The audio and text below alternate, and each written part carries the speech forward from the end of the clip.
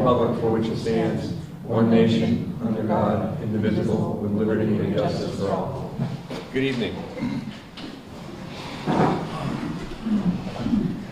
First order of business is minutes. Make a motion to approve minutes from January 28th of 2014. Both executives and regular. Yes. And that requires, You and I could do that. I can And with do that. Liz. Liz can do that, right? Second. All in favor? Aye. All right. Can you go on How about April 16th? What about April 4th? April 8th? April 16th is from 2013. 2013. Oh, And so, You, me, and Liz. no, not me. Oh, who's? I wasn't on the board. Mike, Ed, and I. Mike has an official chair copy of the agenda, so it tells him exactly who Yeah. is present. So it's David, me, and Ed Qualley. April 16th to 13th. I'll make a motion to approve. Is there a second? Second. All in favor? Aye. Aye. Then we have an executive session for April 8th, when we shouldn't do executive sessions in open session. So that should have been taken care of in the executive session. All right, we can't carry those 3 executive sessions over, To the next executive session? yeah. We're going to have one later this evening. Oh, we're gonna have another one, so we'll, It's not posted. huh?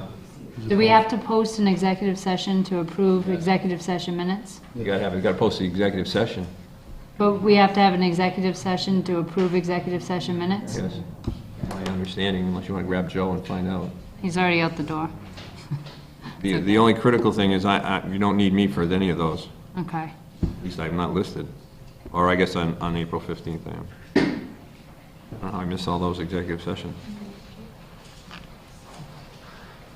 That can't be right. I didn't miss all those meetings. You were out for a while, I Michael. was out for one meeting. Oh, and then, well, April 8th I was on vacation, April 22nd I was sick. You have to go on 2 meetings. All right, 15. All right. Continued business, draft articles for town meeting.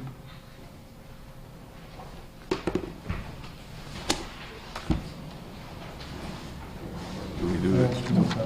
Huh? Just to let you know, last week we reviewed the minutes, and we made a decision that we would Donna, do you want to go grab John in the finance Which ones we're committee? gonna keep, which ones we're gonna table, or leave them. Whoever wants to come. And then that we would all read them and be ready to do that. I didn't bet you. But we're doing this without a budget. No, we have to do that. The budget's got to be, all right, so the budget should come first, right? Correct. Don Martin's not here. I sent Donna to go retrieve him. She's on her way. Donna went to go get All her. right, so can we do warrants and we'll keep moving this thing around? Sure. Let's do warrants. I've got a payroll warrant, 43, PD 43, in the amount of $42,022.90. So moved. Is there a second? Second. All in favor? Aye. I've got a payroll warrant PD 43A in the amount of $136,941.48. So moved. Are there any of those I can't sign? They're payroll deductions, so you should be all set. Second. All in favor? Aye. I've got a bill warrant B 14-44 in the amount of $2,352,303.46. So moved. What is that for? That's the bill warrant. Bill warrant. I can't function. Is there a second? Second. All in favor? Aye. Aye. And I have a bill warrant B 1438A for $785.61. System crashed several weeks ago. These were not signed. Is there a second? David moved. Is there a second? Yeah, second. All in favor? Aye.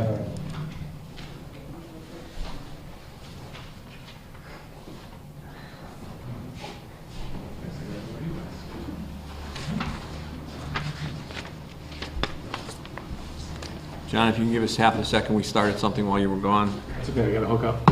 All right.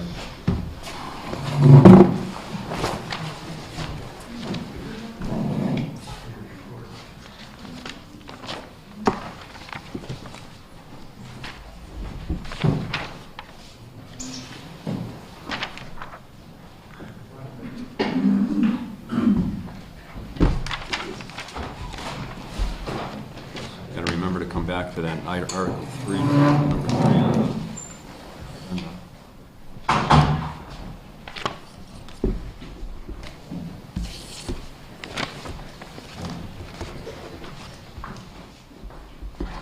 This big one is the one I'm not signing. The $2 million.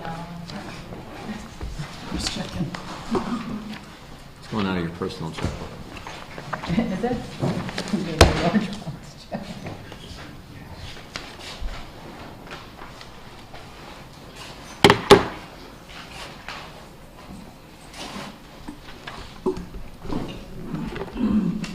Heather, what was the total in the stabilization fund, 125 or something? Do you recall offhand? Which one do you want? The stabilization, not the operational. The capital one, I'm sorry. Here you go, David.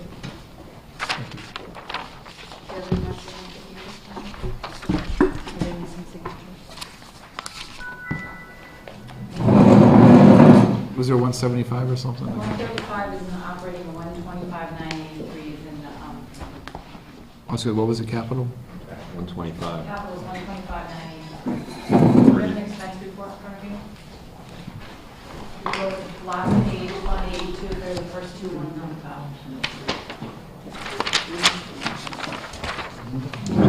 Did we find out what we can take out of operations? Yes, Vicky got back to me early this week. We spoke to Ed because he was the one who originally had the question. And the answer is for operating, our general definition is pretty much anything we need it for, so there's no Okay. restrictions. All right, good, good to know. It was passed for any unlawful purpose on, in 2008, and so it's not. Any lawful purpose? Lawful person. Yeah, for any lawful purpose. Okay. I thought you said unlawful. No, I meant any I thought she lawful. said that. I combined the two words together. Any lawful purpose? Yeah. That's good news. Jackie? Vicki, what line were you saying that was? On the revenue reports? Oh, Last- no, no, not this this is the report. regular, that's the budget report. You have one of these, though. Oh, no. Would you like one of those? I'd like one of those. Did you pass that to Mike? What happens, you're out sick a week and they forget you. So it's the last page. Yes, Fund 82. To the 17th.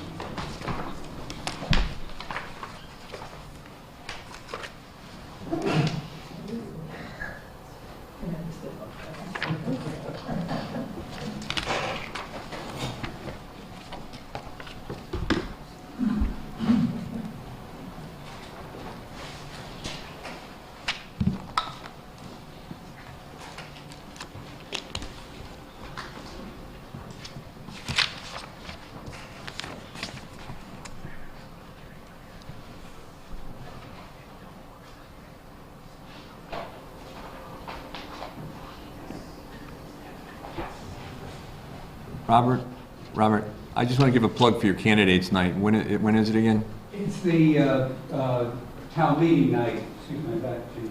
It's the articles on Thursday, May 8th. So He's the talking about the candidate. candidates night. Oh, candidates night? I'm not- Oh, that's you. Yeah, candidates night is this Thursday at 6 o'clock at Norris School, going to be moderated by Paul Bissett from Irving, Mass., who's going to come down, he'll be here at 5:30. The format, I've let Paul decide how the format should be set up. I just asked to be kind and gentle, that people get a chance to speak and say why they want to be running for office. I sent out invitations, although a little bit late, and I apologize for that. It was my logistical error. I printed out the invitations on Thursday, but they didn't get out till Monday. I know some people actually have already received them. But I invited all candidates, whether they're opposed or unopposed. As well as, if anybody's doing a write-in campaign and wants to be there as well, they're welcome to join as well. But again, I just want to make it as pleasant experience for all involved, and a chance to express ideas and opinions regarding things relevant to the town. Give it date and time again if you would. May 1st, 6 o'clock, Norris School. And Robert, your candidates night, or not candidates night, your, The town meeting articles information session is Thursday, May 8th, here, 6:30. all right, Thursday, May 8th, 6:30, here in this meeting room. Yes. In Town Hall to discuss town meeting articles. Yes, You'll lead that discussion, or is that how? yes. All right. Yes, ma'am. Is it possible, do you think, to record the candidates night? I saw an email on that. I thought about doing that, and we had talked about Easthampton, but again, a lot of them are novice politicians, and I want to try to make it as less nerve-wracking as possible and not have cameras in their faces, and some of them may not be that comfortable public speaking, so I don't want that to be like the reason why they don't go, because they're going to be on TV. I want them to go and have a good exchange with the voters. I was just thinking of more people get to hear what they have to say, because you have. It'd be nicer if more people showed up. Yeah, I can't be here, so. I'm sorry, I'm just trying to make it as pleasant an experience for the novices. Have they been notified what the format is, so they have a chance to prepare, because that could help them? I didn't want to, I've been very careful to make it look like I don't have that much involvement in it, because I'm trying not to. So I have no say over the format, and I spoke to Paul Bissett earlier today. I said, Paul, look, you've been doing this for a while. I told him I wanted it kind, gentle, and I said, whatever you want to do. I'm sure there'll be opportunity to have a statement read, and I'm sure there'll be an opportunity to have questions back and forth with the audience. I was just asking if he let them know how we want to proceed, because it gives them some comfort to prepare, but. And kind and gentle are my only words, I said to Paul. It's, again, just to make it a healthy discussion. Sure. And if you're not able to attend, it certainly shouldn't be construed as lack of interest. No, I don't think I that. mean, people in the audience should know that if someone was running for one of the offices and got your letter of invitation but cannot attend. I get that, and I get that. I would hope somebody would say Yeah, that. yeah. You're welcome. Thank you, John. No, it's not really, Got it. it's not really my show, if you will. It's just, I'll tell you what I did. Folks that were probably all here, was everybody here last week? Was anybody not here last week? Okay, so I'll go over it quick. Finance Committee several months ago met with departments, asked them to submit preliminary budgets. Finance Committee put it all together, put it on a piece of paper, so to speak, spreadsheet, and we came up with a number. Let me just show you down below. We came up with a number which is at $15,559,000. That's what the request total from all the departments. Basically, here's what we need to do our jobs in every department. And I think we should make a note of, we've got a new highway superintendent, we have a new fire chief, we have a new, Heather over there, I should know that. We have a new town administrator. So these folks are all coming in with some ideas, looking at what we did and what we need to do to improve the town. And they were all very good ideas, in my opinion. But obviously, this is the money that they would like to have to fund their account. This right here is the projected revenue for the town. So as you can see, that number minus that one gets you to $1 million in the red, shortfall. We have free cash available. We don't know how much of that, but $102,000 maximum. So if we used every cent of free cash, we're still down by $1 million. This number really doesn't pertain that much anymore. So obviously we have $1 million. Where can we find it? And some of the reasons we have such a shortfall this year, and Vicki chime in, is last year we used free cash of roughly $377,000. This year we have free cash of $102,000. So that's $275,000 less this year we have to put into the pot. New growth was down. Yeah, new growth was down, what, $68,000? Yep. So you add that on to the 275, you got 300 and whatever. And what was the other one? The other one was the ambulance fee. Oh, the ambulance fees. We took how much out last year? $150,000 we took From the ambulance fee. that we collect in order to cover the expenses for the EMS ambulance. Right, and this year we put in the pot I of put in 50. $50,000, so you got another $100,000. So that adds up real quickly to $500,000 or so of monies that we don't have from last year. And then all the requests that come in to upgrade the departments brought the whole thing to a little over $1 million. So that's where we were last week. Heather, I guess, can you explain what you asked the departments to do? Well, last week, before the meeting, all the departments had been asked to write an adverse effects letter saying what would happen if their budget was back to the FY14 approved numbers at town meeting minus 2%. So most departments had submitted a letter, and that was what was discussed at last week's meeting. What would happen if they had to rely on this budget? What we did for preparation for tonight is where it's possible that we may actually have to rely on such a budget that is FY14's approved numbers minus 2%, is have each department look at what their total bottom line would be. So it was originally $100, now it's only going to be $98. I need to divide this money out amongst all the different account lines I have and separate and see what I need, where I can put it to get everything done. Prioritize the top down to the next thing and see where we're at, and then let the board and the finance committee work together and see where we can put it. And the column M, if you will, is what we got back from the departments from the requests that Heather made, with several big exceptions. The school department, both Norris and Hampshire, submitted a letter saying that they thought the cuts were so drastic that they couldn't make them, and that they requested a 2.5 override. So on this sheet, for instance, bring it down, see all that red there? That's the school, the Norris in Hampshire. What I did is I just took column J figures, which is what they requested this year, and put them into column M, because we don't have any numbers to go by. On the police department, there was a 2% cut on the expense line, but no cut on the wage line.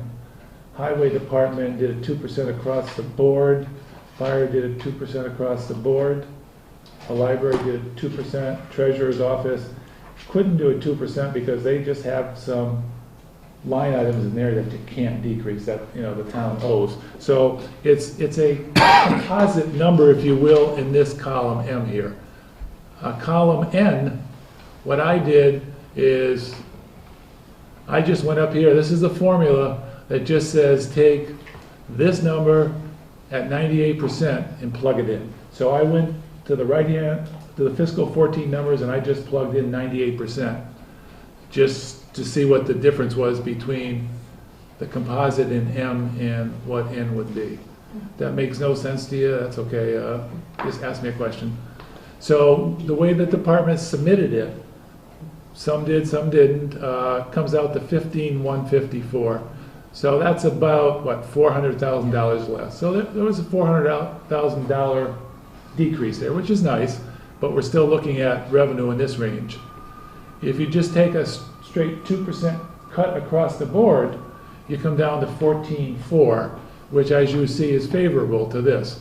The caveat with the 2% across the board is there's some line items that you can't cut 2%. You've got health insurance, you've got benefits, you've got unemployment, that you can't cut 2%.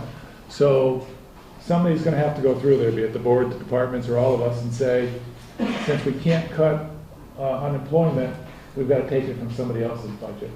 But technically, 2% from everybody's budget brings it in line with the caveat that you can't do that across the board. That make a little sense, some sense? Anybody wants to say no sense, that's fine, because I may have done something incorrect, but that's where we are.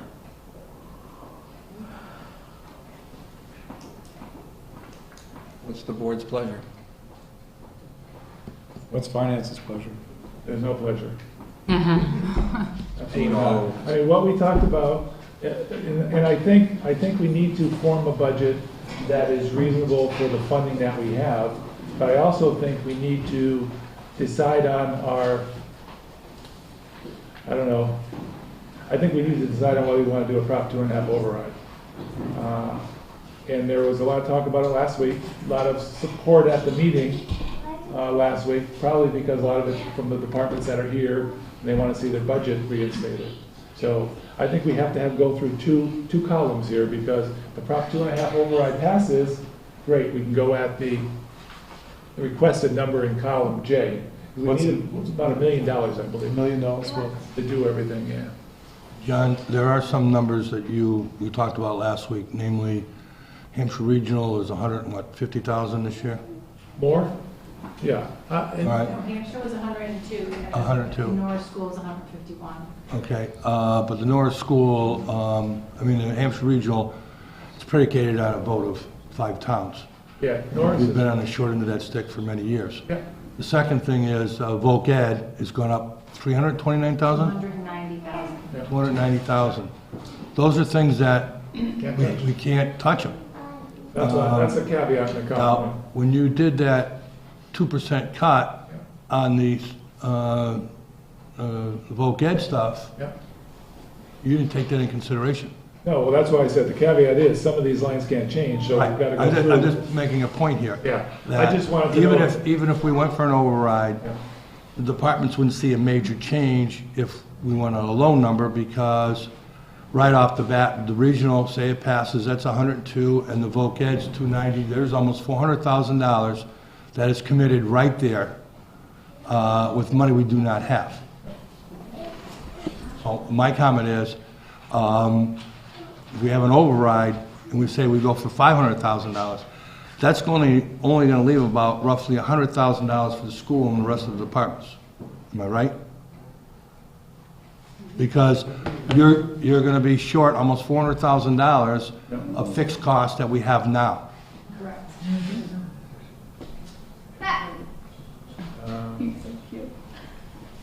Mike's gonna check. Give him the gavel. And if we do not have an override and we're forced to pay those numbers, there's an additional cut coming. Well, that's what happened before. We had someone from the floor, about 5 years ago, 6 years ago, proposed a 2.5 override to cover $98,000. Of course, the override didn't pass, Right. and then $98,000 came out of the town budget. No, they had to take us to court for it, remember? No, that was another time. Different time. So I have a little history on overrides, if you'd like it. So Mike and I spoke this morning, and he asked me to look into history of overrides passing in local communities. So I actually had Art start, my handy-dandy volunteer, start making phone calls to local communities to essentially ask, have you had a Prop 2.5 override? How long ago? Did it pass, yes or no? And then I realized on the MMA website, there's actually the state's database for the override. You can look it up by specifically just override. You can look it up by win, lost. You get all the details, including the date of the vote, the yes votes, the no votes, the amount, the description, the fiscal year, and the municipality. First thing I'd like to share is this. In the past 15 years, because that's as far back as I went, Southampton has asked or put on the ballot 29 times to do an override. Sometimes we're in the same election.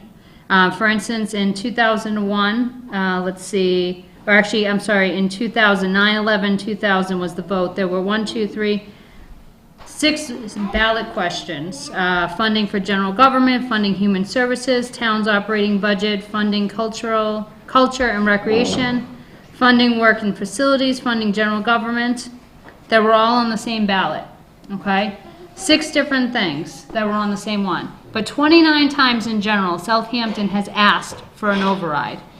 29 times it has failed, all right? So I just want everyone to be aware that while we're asking for Prop 2.5 override, which is a fantastic idea and we need it, the realistic probability of it passing based on past statistics for our town is about 9%, give or take. If you multiply it out by, Wouldn't it be 0%? No, I'd say it's about 9% because this is take 30.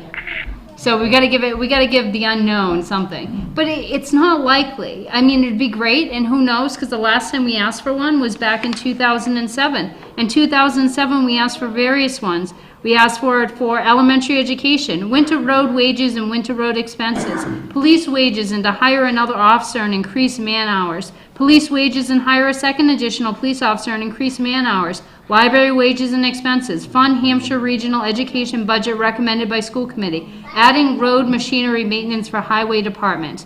The amounts, they varied. They started out at $22,000, $45,000, $62,000, $70,000, $14,000, $63,000, and $20,000. None of them passed.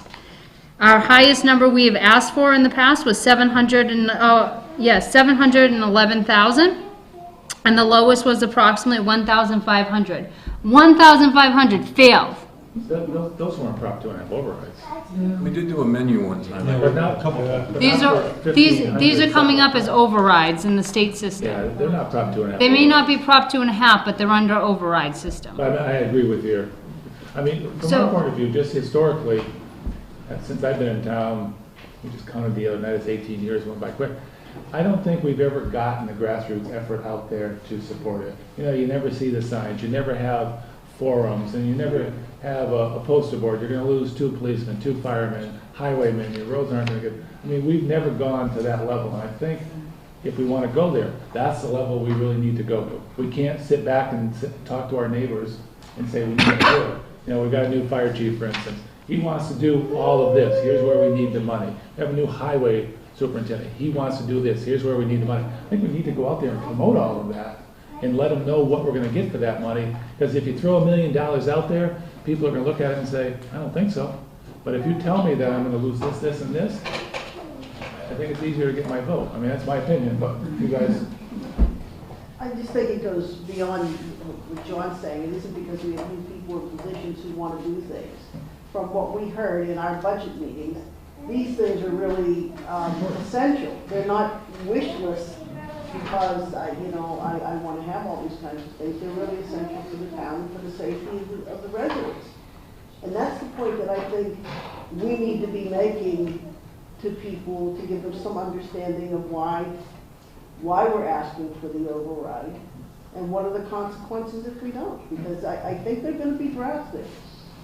Just from looking at this, I can't imagine how you go back at a time when, costs have increased, so not even significantly. They just did with time. Every year, things go up, and we don't have control of them. And I don't think anyone is frivolous with money here. I just do believe that it's time that we catch up to what the real costs are, because there aren't any more pockets to get any more money from to supplement. You did say it. I think it behooves the select board to make it the argument that property values will certainly decline in this town if services are decimated, if you're not getting even the basic public safety services we need. That's a powerful argument, and I would hope that you would make it. Has anybody calculated out what our percentage of tax is compared to other towns? Don or Vicky? No. No, I didn't, I just did what it would cost us if we were to override something. And what was the number again if we did $1 million override? It would add $1. 0.778 cents. Approximately? $1.56 per thousand.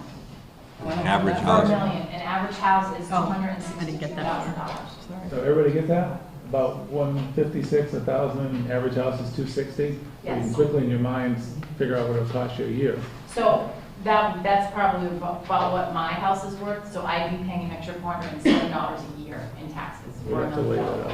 I mean, I'm pretty sure if we took a vote, who wants to pay more taxes, all our hands go in the air. But the real question is, who wants to support the town and is willing to take a little hit, I think. We've got to spin it the right way to these folks. I'm not sure if this is the place to say it, so I'll make it quick. I just went through I'm trying to get my taxes abated because just of what I think are not comparable comparators. But in the process of looking at the tax records and all the assessments, I can tell you that there are a lot of properties in this town that, for whatever reason, are really underassessed. They're older, and the way the system is set up. There are people living in homes the size of mine, on the acreage of mine, that are assessed at $300,000 or $275,000.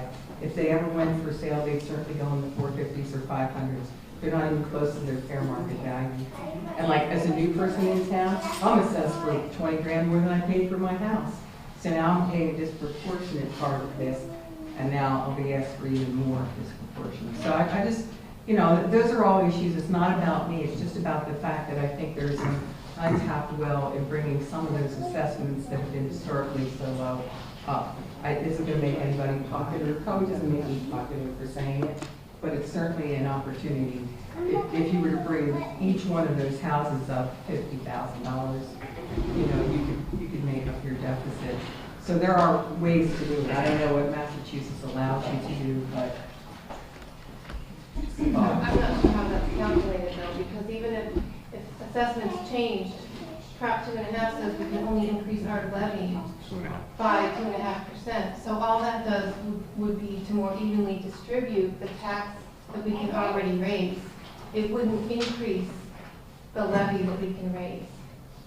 You know The tax what I rate mean? might go down, actually. Right, the tax rate might go down, so you might pay less in tax, or somebody else might pay more in tax, so it would But you're distribute saying that if you only same raise the money. 14,000 or 14 million through That's tax. the most we can raise. Yeah, did you? Right, We're locked in at the $14 million number, right. and which only goes up by 2.5% per year. 2.5%. In strict terms, in simple math terms. Yes, ma'am.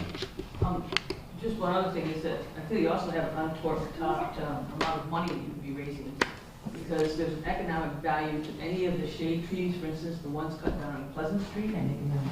You can't make $1 million, but I calculated how much the trees that were taken down on Pleasant Street, that were shade trees.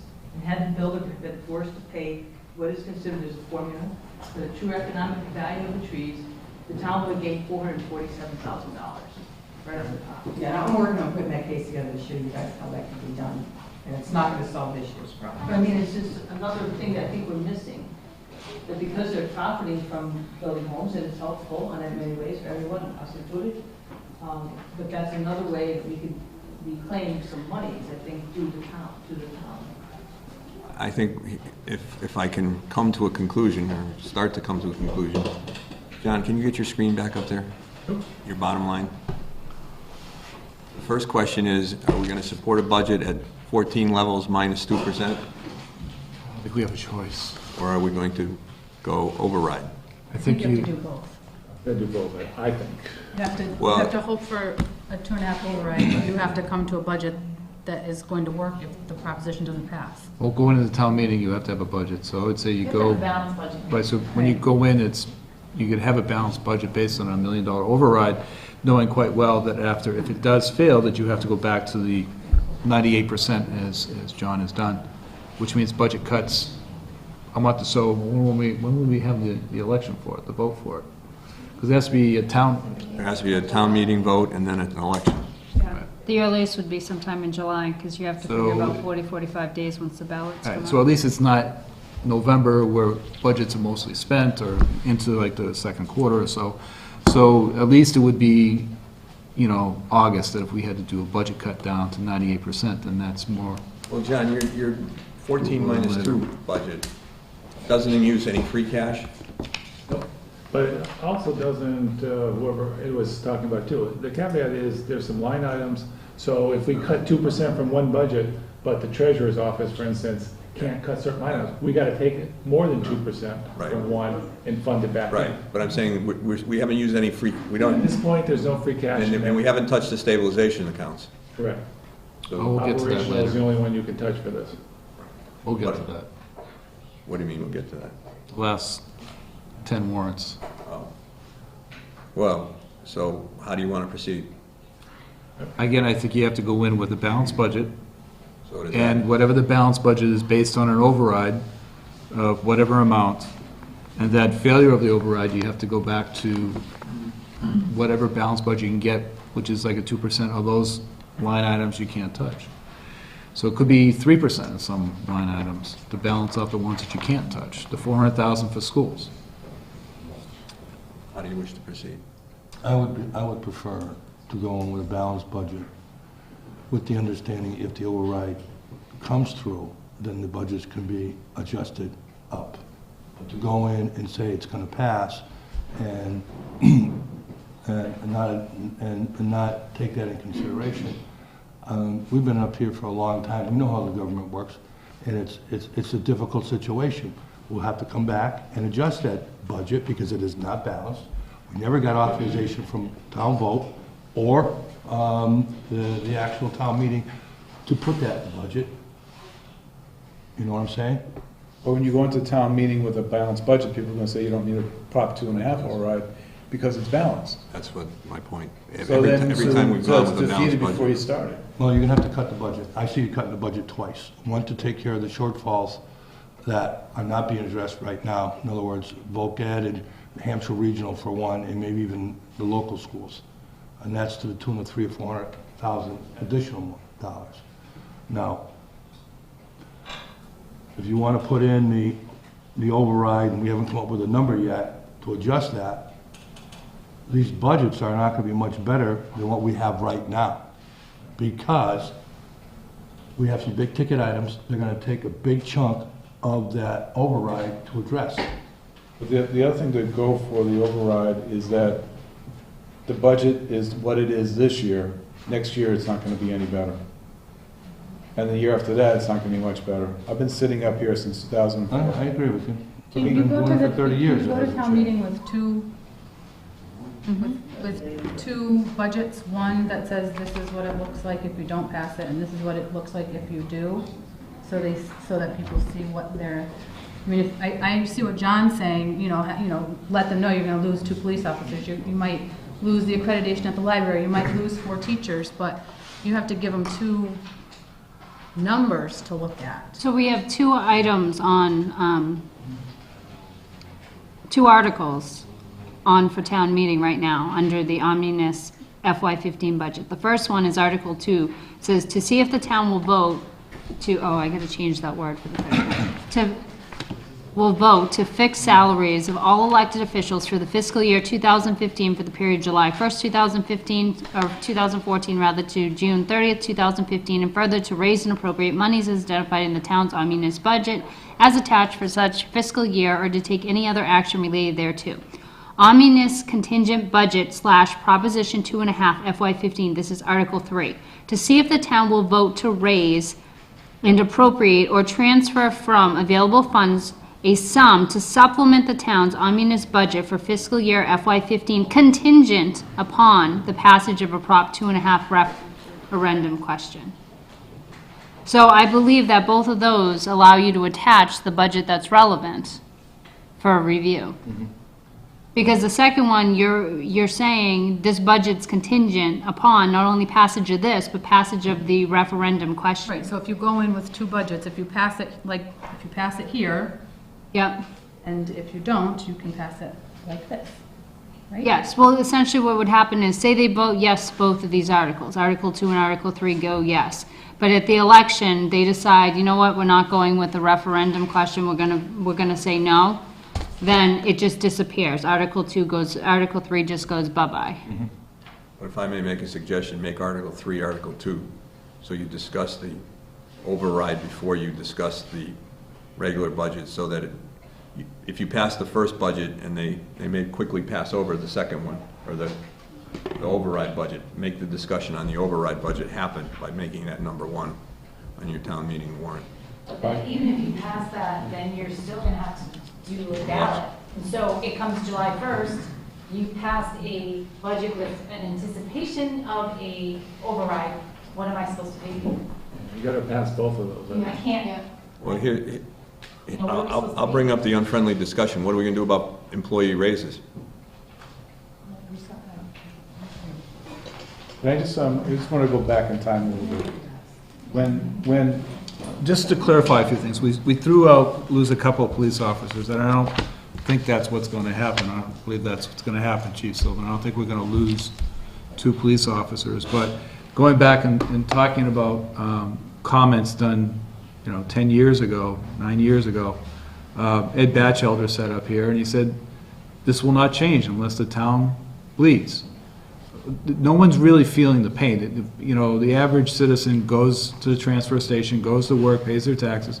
They don't know what's being slowly carved away here in the town. It's very tricky to understand some of the stuff that's going on. But you can't say we're going to lose 2 police officers. Chances are we're not going to lose 2 officers. It's very gray where the cuts are going to be. But over time, you can see the effects of slowly change going in the wrong direction, with cut after cut after cut each year.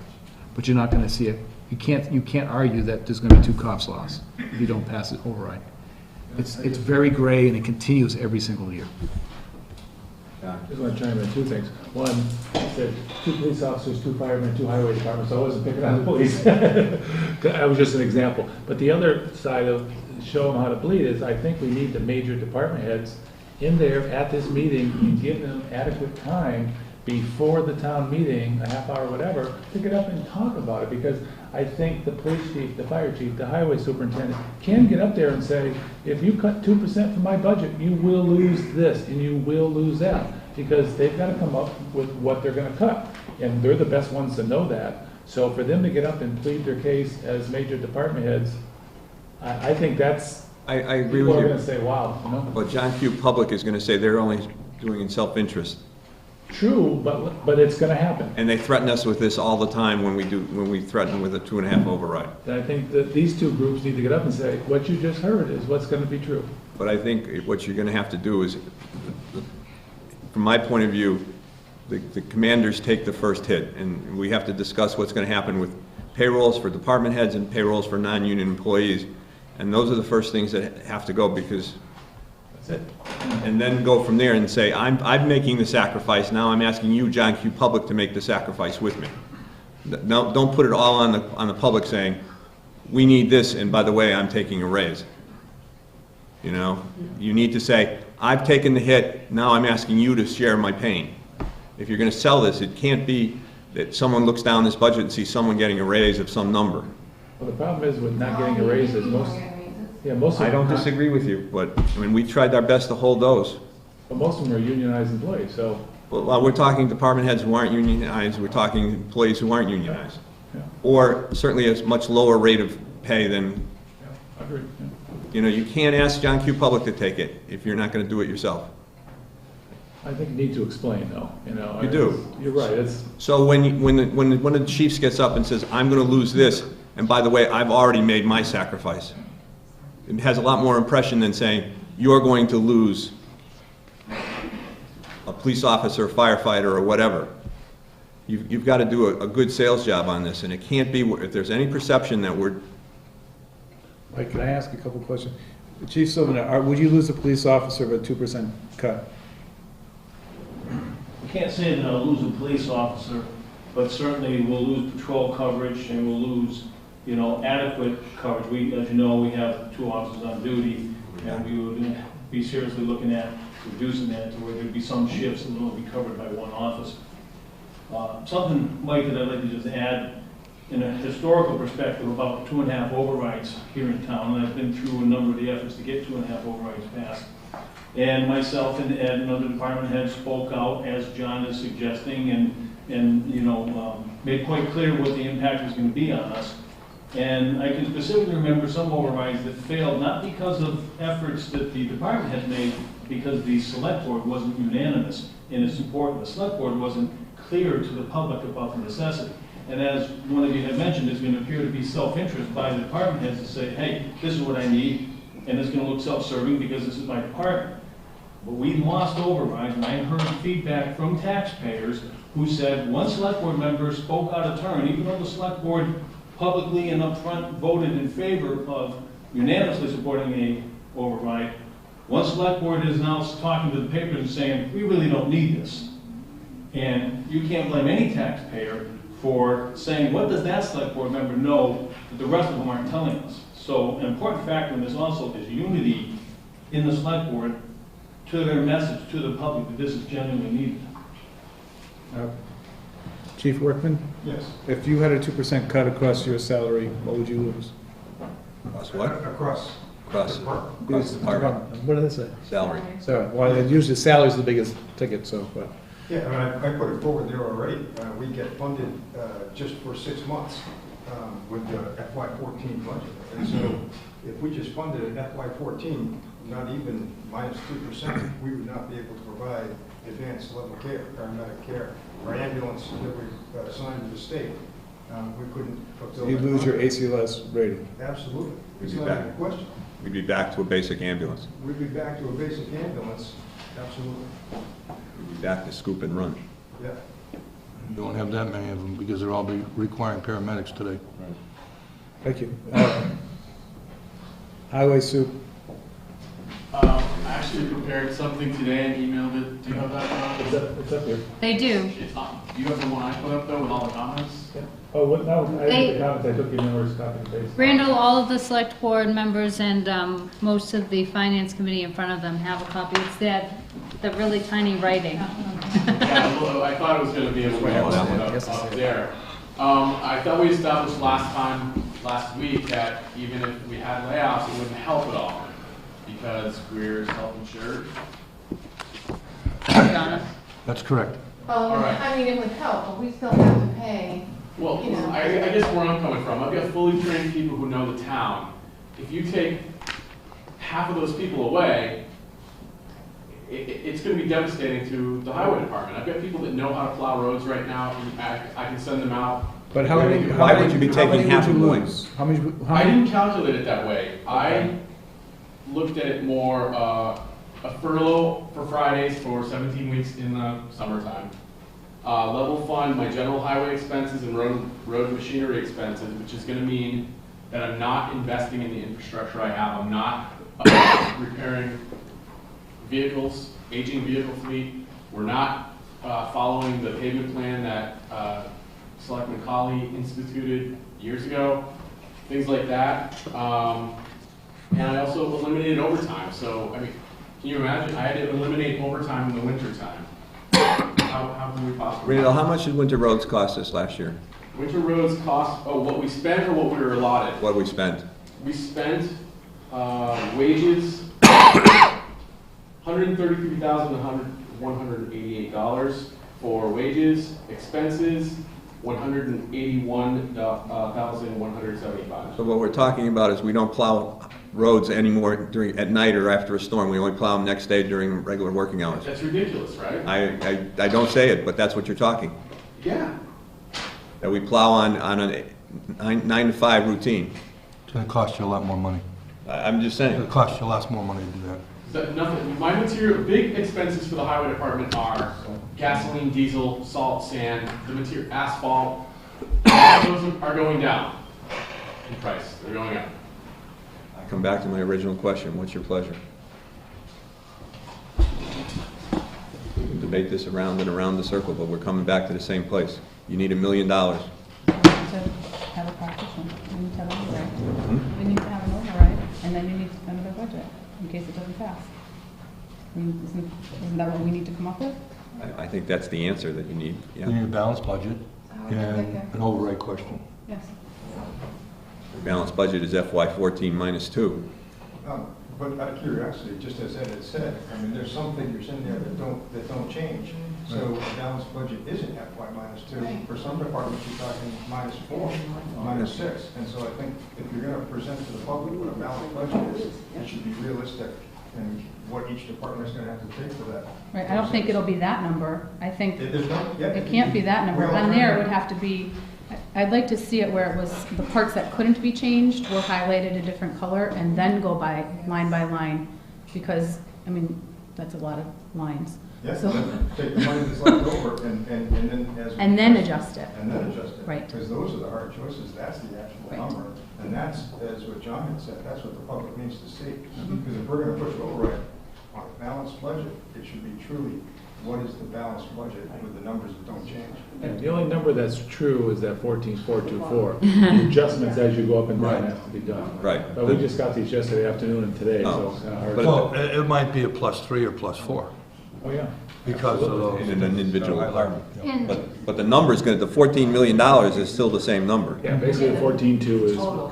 Total is, that's what we have to come up with. But ultimately, remember one thing though too, is in column M, what was asked was that department heads retain some decision power over what money comes from which, where the cuts come from in their individual budgets. Like Randall knows, you know, okay, let's try cutting from sand, let's try cutting from this, but he knows he can't cut his salary wages because he needs his people, whatever it is. Fire department may say, okay, these are my absolute top priorities, I will have to cut this absolutely last.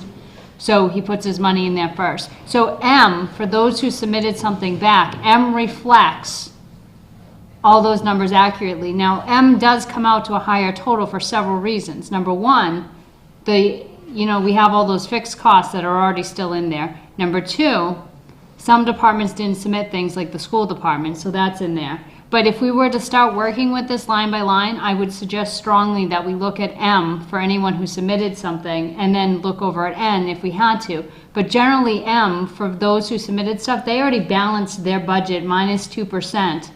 And then they spread out the money where it needed to be. And they kept whatever fixed costs they had. Like Donna kept her fixed costs from where she had to have them. And then she took the cuts otherwise. Vicky did the same thing. I did the same thing in mine. And I still cut what I need, what have you.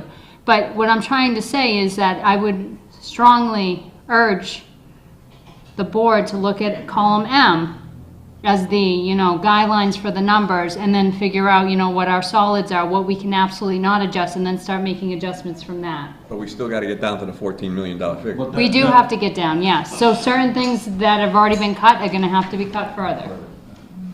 Absolutely. Yeah, you gotta look at M and N, because like I said, some departments did fully what they were asked for, some did Yeah. partial, some did not. But the bottom line is, we still have to get to 14 million. Yeah, that number's there because that's the number. 14 million is going to get divided in how many lines are on that 136 different ways. Yep. Yes. But remembering the Hampshire regional, we can't touch. Oh. I mean, they did a great job of keeping it within a nice budget. And any other year, we praised them at the budget process, they did a nice job. Any other year, it'd be Happy. great, yeah.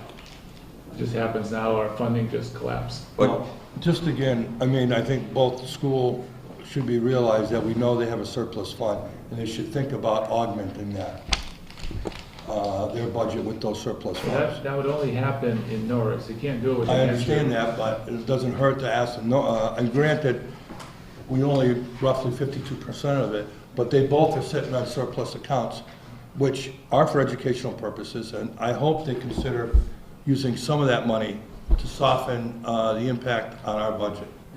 Yes, Cindy's there. Cindy's back there. A question, Cindy, is, if you even use some of that money at Hampshire regional level, it has to trickle back to all the towns and affects all the other towns, right? Basically, to cut the Hampshire budget to the assessment to less than 2%, we'd have to cut $332,000 out of the Hampshire budget. We do have excessive deficiencies, and I would like to recharacterize the letter we sent. The letter we sent did not say we wouldn't consider doing cuts. The problem is, as the financial department, we rely on the school committees. We have a school committee meeting coming up Monday, and the Southampton school committee has to meet. They're the ones that have to decide what we can do with our budgets. I could have sent you a fictitious line item budget, but it basically would be not worth the paper it was on. So that's why we sent you a letter saying, oh, by the way, we can't really tell you at the moment what we'll do. The problem with using E&D, and we've spent down E&D in the past. What's E&D? Excess and deficiency at fund balance on your, like a corporate balance sheet. Is that we want to make our budget sustainable. If we spend down all the money this year, what are we going to do next year in 2016? We're going to be in the same position that we're going to have to decimate school programs. So if we're, and I'm not saying that the school committees won't decide to use some of that funding. If they do, it has to be in something that we can sustain. So we're going to, we've got $100,000 in excess and deficiencies used against the Hampshire budget to help keep the assessments down to the towns. If we go higher than that, we need to make it so that the next year we can, if we put in 200,000, we got to be able to have 200,000 going forward. And the same with school choice money. Right now, we think we're going to come out of 2015 with the school choice money that we've used, with approximately a year's worth of school choice funds, and the school choice funds that we'll be collecting in 2015. So to go further into that account, we don't know how many school choice kids we're going to have. We had a drop from last year to this year in the amount of school choice funds we received. If we start cutting programs at the school, we're probably going to lose school choice kids too. And so therefore, it's not a number, if we say, oh, 15, I think we're going to get this amount of money in, we have no idea until June, really, what amount of money we're actually going to get. Plus, as I said, the sustainability of, oh, we can maintain in 2015, but in 2016, it's going to have to be further cuts. We're going to have to dismantle more of the program. I understand what you're saying is, but this board here is probably going to recommend an override. And to help sell that override, it's very difficult, especially speaking from a department head who was here for 30 years, to see two major departments in town with surplus funds they can augment their budget with. All these other department heads can't. They can't. So, to me, that hurts the process of getting the override passed. I'm just saying, this is my personal feeling, not the board's. I'm not saying that we won't, that the school committees won't. What I'm saying is the decision as to what's happening with the school budget is up to the school committees. No, I understand that. I understand that. So But you are, I know you're the messenger, okay? And we're not shooting the messenger. But the point is, there is surplus money up at both school districts that can help soften the blow for Southampton to get this budget in balance. Whether it's the override and this other thing, but there is money. Other departments don't have that. Fire department doesn't have that. Police, highway doesn't have that. Well, John? And the schools are the ones that have the most political clout. John, do you think would they consider the school committee taking it 2% down on the budget when you guys meet next? I think what we're looking for is guidance from here as to what's happening at the town level. I think we go to our budget meeting saying, okay, here's what it looks like from the town. How is it that we maintain balance? To Cindy's point, if you dip all the way into the well, then you.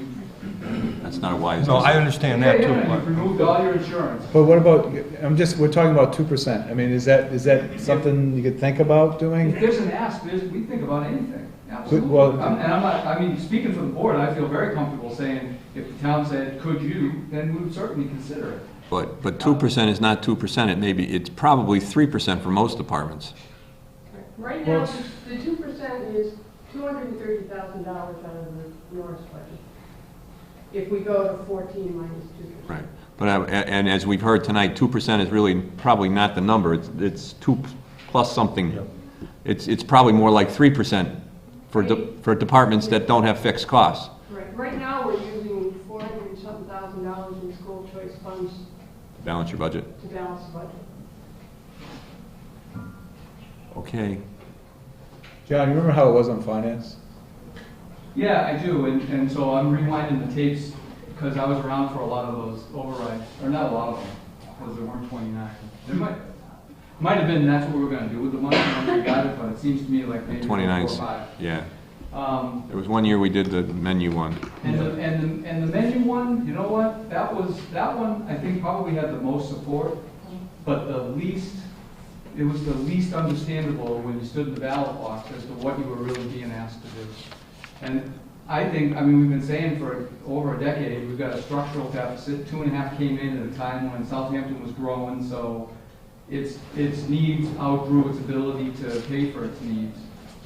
And I wonder if we don't step back from it a little bit. I'm hoping that we're bringing out the revenue side and we know what the real number is. I asked Cindy if we knew anything more about Voc. Sounds like it may be 2 more kids less than is in, so there's something. But it also could go up 4 by September. It could. Yeah. But I wonder if the reason that overrides didn't pass in the past, as well as what the chief said, but also we need, right? We need. And I wonder if we don't work on trying to fix the structure and say, instead of just saying we're $1 million short, we need $1 million, we say, we're 800,000, whatever the number is short, how do we have some pain, and how do we fix it for the long term, right? Do we ask for a $300,000 override, not a $1 million override? And we say, if we get that, here's what we're gonna do with it. First year, we'll use it to offset this budget and fix whatever we're doing. And after that, it will go to stabilization, and town meeting will tell us whether or not we can spend it. And free cash, half of it will go into stable. You know what I mean? If you brought some discipline to it, that you said, I'm not just asking for money, I'm looking to, this is the first step in a program. And I don't know that you do that in an emergency way. You know, it would have been great 10 years ago, or even a year ago. Because I don't think you fix it by saying, can we have $800,000 and town meeting's likely going to say yes, right? If we had 29, there were 29 times the town meeting said yes. And then it gets to the ballot, and it's the gap between town meeting and explaining it at the ballot that I think we have the problem with. Can you set a 2.5 override like you explained, like 300,000 for this year's operation? And then going into 2016 budget, it goes into stabilization. Can you set it up that way? Can it be set up that way? I'm sure you can have policies that say we're going to fund stabilization $250,000 a year. Right? Maybe it's not tied to the override. You know what I'm saying? So if you brought that discipline in, that over the long term you're putting air in the tank, and you're saying when free cash monies are realized, there's always this much of it that goes there, and it takes half of you at town meeting to say that we can spend it. Maybe if you introduced an override like that, where you weren't asking for everything you needed that year, because I think, you know, in the years that we've done that, then somebody at the ballot box is saying, yeah, and then next year they get that amount again, and the year after that they get that amount again. Maybe it's a combination of taking some of the pain, getting some of the fix, and then using those monies. So the voters get a say on how it gets spent in a more detailed way. Yeah, sort of. Like, you know, our goal is to have $2 million in stabilization, and here's how we think we're going to get there, so we don't have to come back and ask for those things. Yeah, but you can't put $2 million in stabilization without fixing the problem. Oh, I understand. We got an ongoing problem here. Even if you threw $500,000 into it, it's going to go up at least 2 or 3% for basic services next year, just on inflation. So, you know, the idea of having stabilization is good. Maybe free cash can be dedicated to that in the future more strongly than it is today to build it up. But I don't see a budget, that is sold on the pretense to augment these budgets and to keep them in a good position, and then the following year cut them back to support stabilization. We have a major problem. We're off by $1 million on operation budgets. There's going to be some pain in there, and hopefully maybe there's an override involved, but there's going to be a lot of pain. Not arguing that. All I'm saying is I think you might have a better shot at getting an override passed if it was part of a program. I agree with you. I agree wholeheartedly with you. I've been through many of them, and, you know, if we're not all together in this, you need, like Chief Settlement said, you need one guy saying something differently than what really is going on, and it hurts. And if you put 3 things on the ballot, don't put anything on the ballot. Right. Right? Get it down to a single. We'd probably have more success if we started in July for the 15 budget or 16 budget to get an override. And do it in the cycle of you got a town meeting, and then the next year's election is when you do the vote. Unfortunately, this time we don't have that luxury. Yep. All right. We're back to the fact that we need $1 million. I just wanted to ask Heather, while she did her research on the overrides, do you have any idea of what the budgets are of towns in Western Massachusetts of comparable size? I do not. My research did not extend that far out. I can tell you some of the towns that have passed overrides. And again, we don't know if they're Prop 2.5. I know, just their bottom lines. What do they look like? Well, it used to compare us to Granby, but then when we started looking at public safety complexes, what they failed to tell us from the state was that Granby had a landfill. And so when they wanted $4 million to build a public safety complex, they just saved it. They had this extra revenue coming in, but they were saying by size of the town and tax base, but there was this other revenue that comes along that fixes these things. Yeah. So. But I mean, just operating budget, that's all. What's it cost? Not where it comes from. What does it cost? To run a town this size. How efficient? Another town that had similar elementary and regional school setup you know, to be Too accurate. many variables to make a comparison. You might look at South Deerfield, because they're about the same size as us. They have Yeah, I saw something in the paper, it was $17.5 million. Granted, they have a little more industry than we do, but it's pretty similar. All right. So I think the first thing we need to do is just come up with a number. I think everyone's in agreement that we need an override. And so now we need a number, and let's get past that part, because we're gonna have to dive into a budget line by line and cut things out. There's really no other way to do it, so. Could I ask, is there a capital dollar in this budget? Is there any? That's what I want to bring up now, next. Like maybe those are the things you get them out into their own, because the town likes to buy stuff. Well, that's the last couple of pages of the, If you look here, John, the total capital equipment request that these folks put in, police, fire, ambulance, and the total is 186. And again, this ambulance is for the ambulance portion of the fire department, not an ambulance. And you So pulled them out of the budget. I pulled them out of the Right. budget. They put them in. So we have a total request of 186,000. Right now in capital stabilization, we have 125. So you see that the numbers don't match up there either. but John, when you look at starting at Article 23, moving forward to the last articles, I just did some quick math. My math was that the total of the articles was $265,937, roughly. We have 135 in operations, 125 in capitalization. If we left a third in each one, which would be 44 and 41,000 each, that gives us 91,084, 175,000.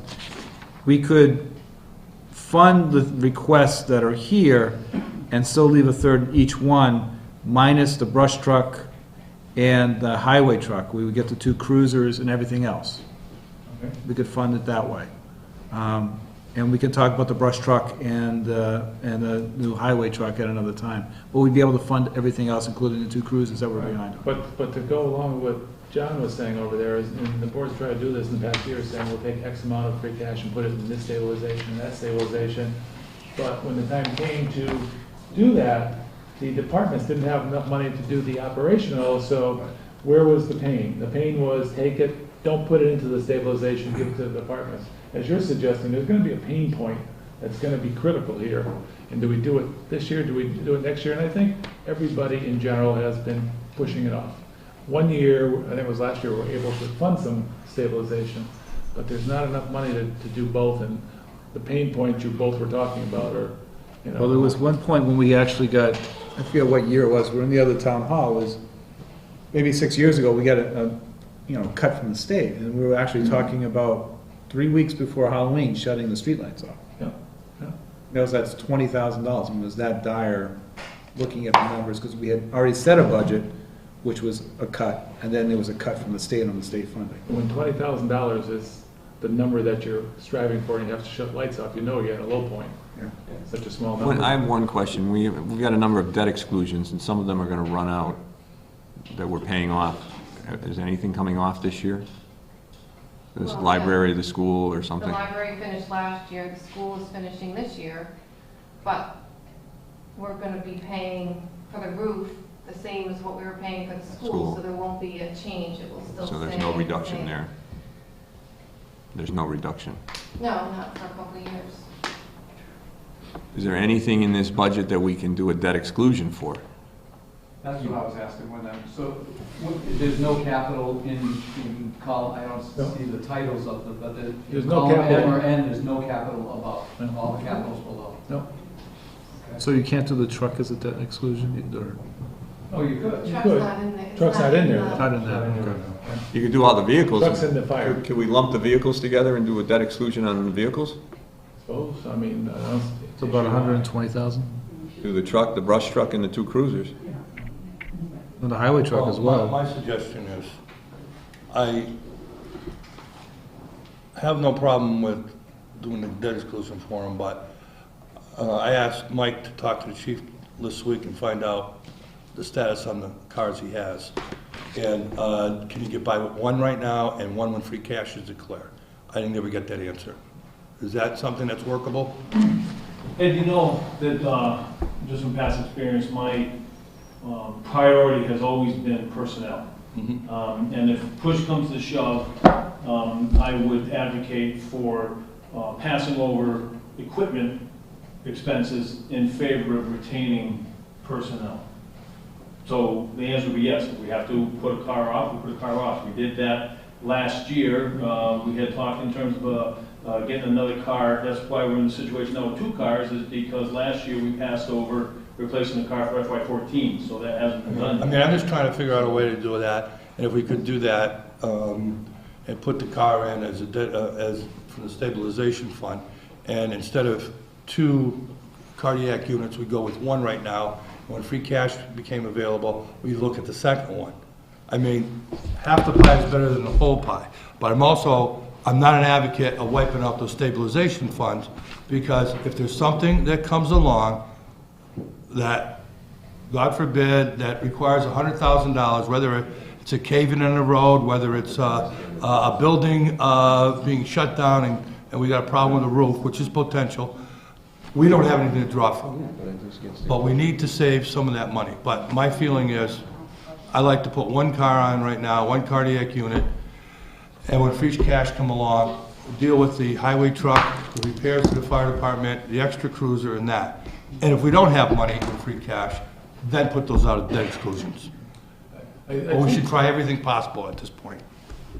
We're talking about 2 pots of money when you're saying to the chief, can you do without a cruiser? Yeah, well, we're dealing with 2 pots of money. We get the budget and we got the capital. But he was saying I'd rather keep a police officer and not have a cruiser, but those are 2 different pots, so that's not a I decision. mean, there might be a possibility, John, that we're gonna have to, it looks like that we got 100 and some odd thousand in free cash that we're gonna use.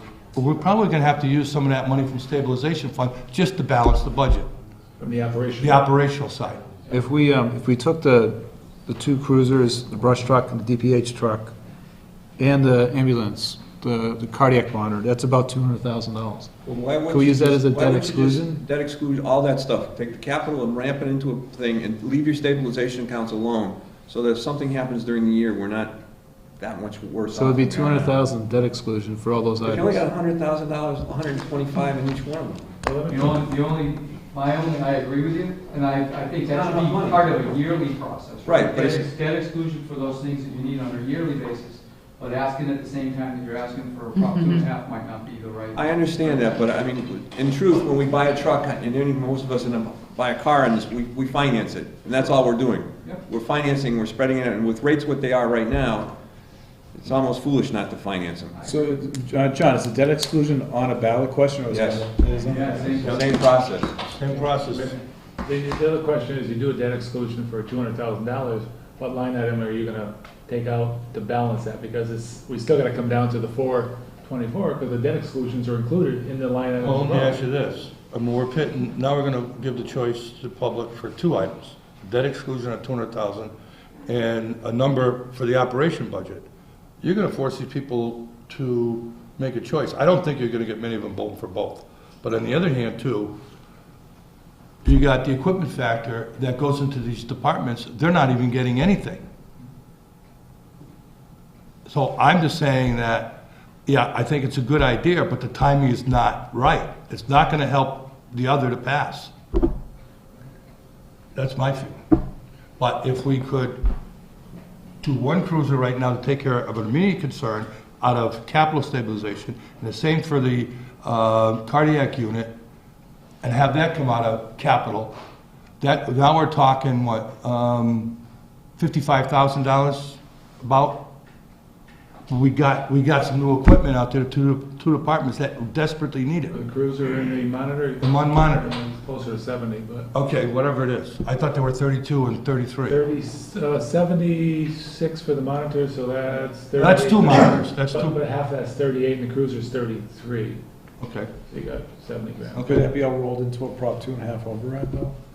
Well, again, if you hit them too many times, they're gonna look at it and say, no to everything and walk away, I think. Well, then your $1 million becomes $1.2 million. Yeah, because it's gonna hit them the same way in their mind, Right. although one's only short term. But then we don't, the selling point is that that $1.2 million doesn't keep going on and on and on, where the 2 Million doesn't, does. the $1 million does. You have to make the distinction. I can see why the people's nodding of their heads that we don't have a solution, but we have to make one. I'm going to make a motion that the board establish a number of $500,000 for the override. Is that enough? But what does that get us? What does that get, is that Well, enough? Is that just a number, or is that I just do get us think that it something? has to come, you want it passed? I don't think the citizens are going to vote for $1 million, because now you're taking the $1 million and the departments are not dealing with some of the shortfall. Where does- They want to see that everybody is working the best they can and as hard as they can to meet this budget operation. And my feeling is $500,000 is half what we're short on, and we're going to have to come up with free cash of $102,000 and some operation money of another $136,000. But I think And one then of the things, cut the that- other $250,000? Right? but I think We're what going to have to Mike, cut it. but one of the things that Mike has always said, and I agree with this, you can't use the free cash to continuously balance the budget. You have to have something in the bank. We're not bringing in enough money. I think you need to keep some of that free cash in there because in looking at what the expenses are now and what bills we have coming forward till the end of the year, we might not have enough money. Yep. We've got some sizable bills that have not yet Yes. been recorded. Correct. And I don't know, right now, you know, we play that shell game, we move things from one department to another where we vote. But I don't know where that is yet because there's still a lot of unspent funds from departments. Yeah. And we do have some sizable bills. And part of it's electricity and gas because it was such a cold winter. And you're talking $1,300 a month to heat buildings, and so you have to catch up on all those. We have to pay those. But the point is, Vicki, we only have X amount of money that we're bringing in, and we have X plus amount of money to run the town. I'm going to pull a Robert's Rules of Order. We've got a motion on the floor, discussions amongst ourselves for right now, just to keep things going in a kind of semi-direct line. Anybody going to second that motion? I think that if you're, no, that wrong. I'll second for discussion. All right, so discussion's over. You know, my concern is that it may be too low of a number. And I do like what John was saying about having a different plan in place. So maybe say you go for 750, with the understanding that in the future, 250 of that, or whatever number of that, 300,000 goes into stabilization every year. We make it so it automatically goes and can't be touched. I don't know if we can do that. I don't know whether we can do I don't that. think you can do We that. thought about that, we looked into it, we can't do it. It's gotta be the board. I think you should have enough money, ask for enough money that you're not gonna have to do this again in a while. You're not gonna get people to say yes more than once. And you should put yourself in a position to, going forward, that we're gonna manage our money better, but you have to have enough to manage to get there. And I also don't think we should use all our free cash money, because that's like having. I'm not saying, I think you said it wrong. I think departments are running their budget as efficiently and frugally I as agree. possible. It's not like we're doing something wrong with the No, budget. I don't think anybody is, but I There- think that there the cost are of a living. lot of cuts that people have made that have never been replenished, and I just not. I agree with you. I just think the cost of things is more, and the amount of money coming in is not enough. And at some point, you have to reset where you're at. And this is the point we're at. So you either reset now, or you lose service. Those are the choices. That's really the only choice there is. Either it passes or it doesn't. I don't think $500,000 is enough. What do you think about 750? I would agree with 750. Ed, would you agree with 750? I think my own comment is, I will agree with 750 if the board agrees with it, but the reason why I'm saying 500, I want to see a realistic number put out there for the public to look at, and I think 750 is a stretch. I'll withdraw my second, so we can maybe withdraw his motion and we go for 750. Well, wait a minute. Now, you got a motion and a second, I withdraw my second. and for lack of a second, the motion fails. Mhm. And if I'll pipe in, and I'm the last one to say this, I think you go for the whole million, because all we've been doing for a long time is kicking the can down the road. And the can is now up against the wall. And there's no place for the can to go. You fix the problem or you don't fix the problem. If the populace chooses not to fix the problem, then we're going to have, I remember the time when we had the broken down cruiser parked by the side of the road with the blow up dummy in it. We'll be back to those days.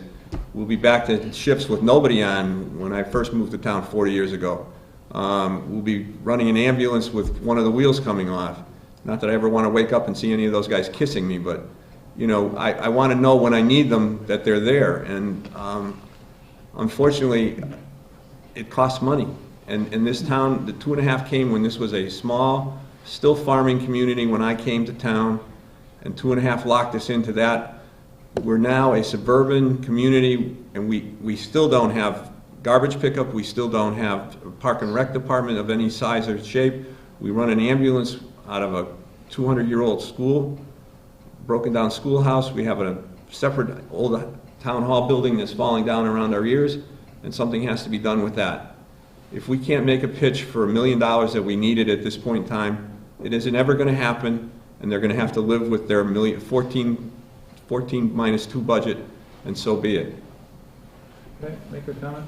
If you go for the $1 million, can we take some of that $1 million and delegate it to the stabilization? But at that $1 million, you're not touching free cash or the stabilization accounts, and then we can take that money and push it. You're still touching it because you're not doing anything with the capital. I would do the $1 million and the 200,000 debt exclusion, fix our problems, and move on. I don't want to go back to the broken down cruisers, wondering whether the guy going down the road at 50 miles an hour wheel's going to come off. I don't want to go through that. We've already had a firefighter injured on the line, and we've got to take care of our people. I don't want to. Again, I would say department heads and non-union employees are going to take a hit in this budget, and they're going to have to stand up and say, I've sacrificed my share, now it's the town's problem. But I think, I want safe equipment, I want good equipment, and I want to know when I need them, they're there. That's why we need to build a stabilization account to get that equipment. And that's the reason I don't want to touch it this time around. We shouldn't be touching that. That should be dire consequences. And I can't remember last year why we pushed the money into it last year, not enough. We took money out. And we still aren't even dealing with our, OPEB. I'm sorry, I can never remember the initials. OPEB. OPEP or whatever it is. We still have to deal with that. And that's not up there at all, is it, John? Yes. Yeah, 136. 4,000. Yeah. Mike, are you making a motion? I can't make a motion. Is that it? Or is that for the No, One second, I can't make a motion, but do you want to, I was confining the discussion amongst ourselves, and I'm sorry to go off on my soapbox, but other people in the audience want to address questions. Do you want to take those questions? Sure. George had his hand up first. I think you're going to have to be realistic, all right?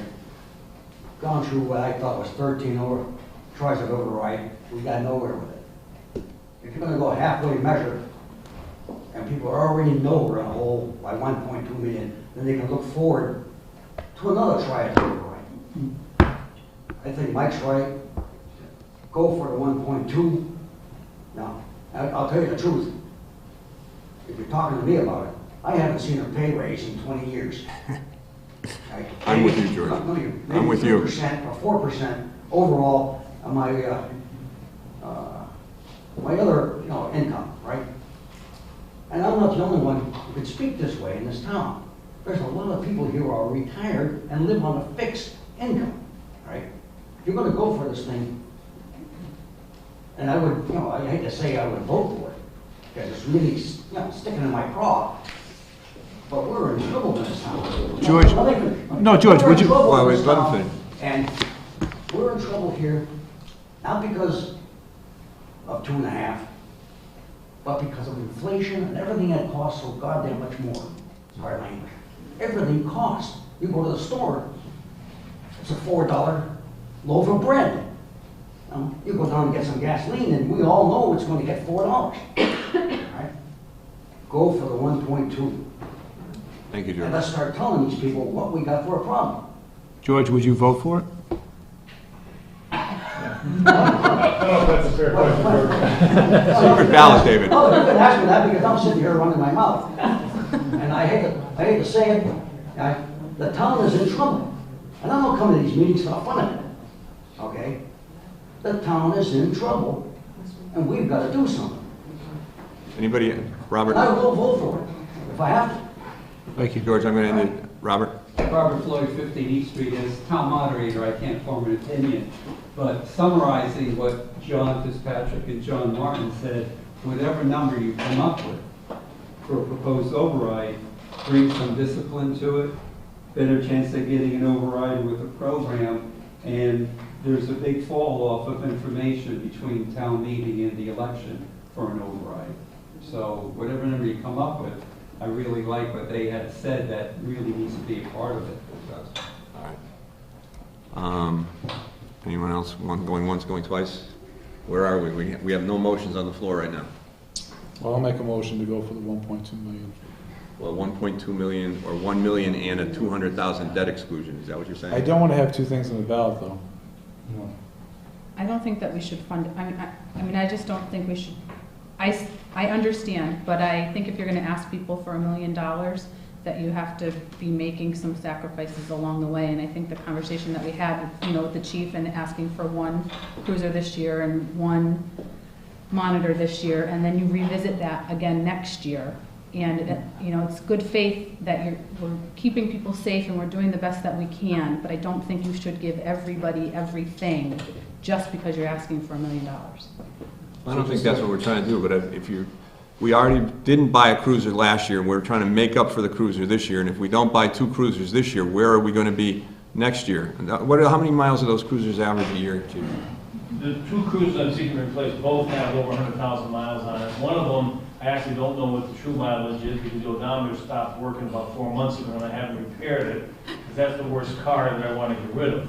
And I'm trying not to put money in it. Just this past weekend, we went over to the highway department and cannibalized the starter and the throttle plate off of one of the junked cars, so that we didn't have to spend money on fixing that car. So, you know, we got that car back on the road without any additional cost. But this is what we're dealing with. This car is becoming a money pit. But that's a good illustration of what our town employees are doing in an effort to keep things going without spending money, and that there's little or no waste to this program.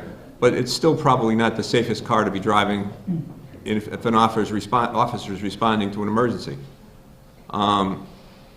So I guess we're back to, did you make a motion? I'll make a motion of $1 million overrun. Second. Just $1 million override. Just $1 million. So no new equipment for people. Think about a stabilization. That's a separate issue. I would object to that, but is there any further discussion? Hearing none, all in favor? Aye. Aye. I'll say no. Oh, come on, Mike. I think you got to fix the problem. I think you got to. I'll be pillared in the community tomorrow, but I think you got to fix the problem. But do you support the override? I support an override. But just the I don't. You actually want to? Let me just get this right. Michael Phelan wants to spend more money than David Yes. McDougal. Yes. Okay. All right. Yes. The TVs are already flying off. I would support $1 million override and $200,000 for the capital equipment to replace the vehicles. But on that same note, I want to come back, or I'd like to see us address the issue of raises for non-union employees and department heads. If there's money in this budget, is there money in that budget for non-union and department heads? Right here there is. Because the average was 2% on the union contracts, I had 2% for everybody. You know, I would entertain anybody's motion or no, on that issue of making it clear to town employees who's getting what. I don't think there's any room for a 2% increase for salaries for non-union workers, and I'm one of them. So I'm sorry, but at this point, I think it's. Can I get clarification? You said that does include 2% for this, Yeah, for this, next that year? 50, Includes 2%. 559. Oh, the 15. Yeah, where my little cursor is there. All right, you should not be addressing this issue then. But you already get it in the school budget, that's different. Yours is in the Well, school budget. we're going to send, I would think we would send a message to the school department that we would not anticipate that any of their non-union employees would get more than, would get a raise, and/or if their department heads and people not covered by a contract would forego raises at this point in time. But you. Can I talk about it and I just can't vote? I think it would be inappropriate for you to speak about it. I think if we're cutting budgets, as we've done in the past anyways, we say we're cutting your budget X amount, you decide what happens. In the school, I think, tell me if I'm wrong, John, gave the budget, gave the 2% because everybody else got one, and they cut from somewhere else. Is that how you? I think. I don't think you can tell them not to give. I mean. I would suggest that they not do it. I think it hinders our ability to sell the product. Agree, but I think it's a school committee decision. We basically get a number from them and we have to decide what it, we can't tell them what to To do. be honest with you, 2% to give the rest of the employees, it was 20, I want to say 20 something. It's not the dollar amount. Well, actually, if everybody else is getting one under the union, it's, you know, you're crediting some people and you're saying to others, we don't want to do it. I mean, 20,000. I'm more interested in department heads, frankly, but I think to make it clear, it's everybody. But John, just to clarify that, there was back in the old town hall, there was a push to unionize the town hall employees, but they decided not to. So there was that opportunity to have a union contract. And we're not punishing them because they're not in the union. Yeah, that's, you know. That's not.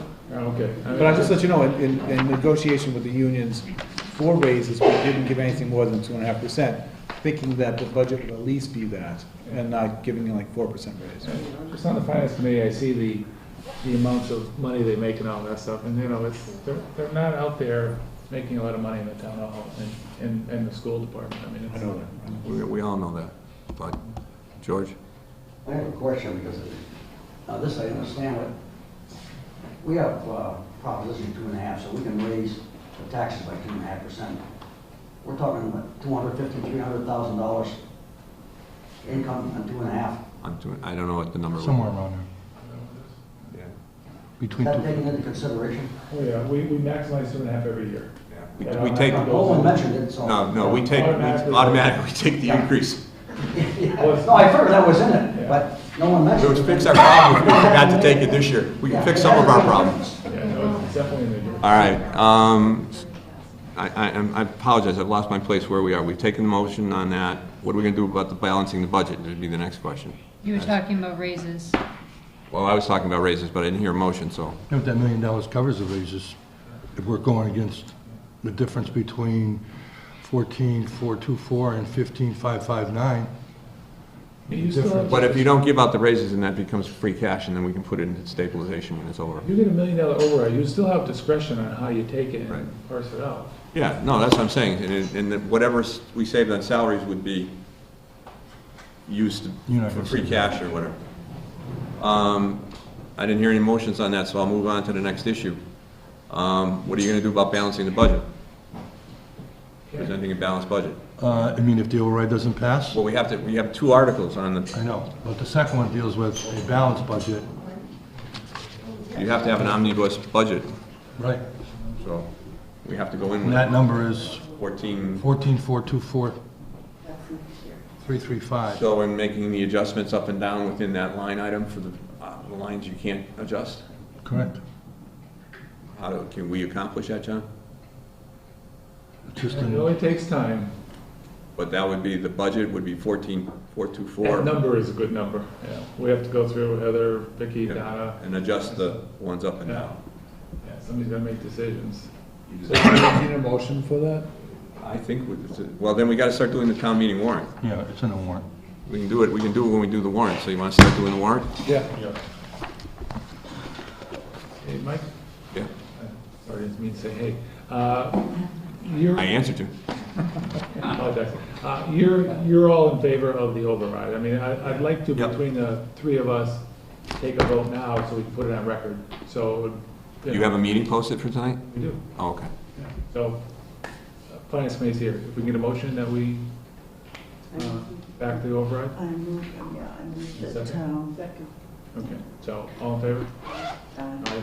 So, okay, so we got a unanimous. So we got the Board of Selectmen and we got the Finance Committee backing it. I think, I forgot who said that. I think it's important that the public know that and it's on record. Yep. All What right. about the tax account? The account?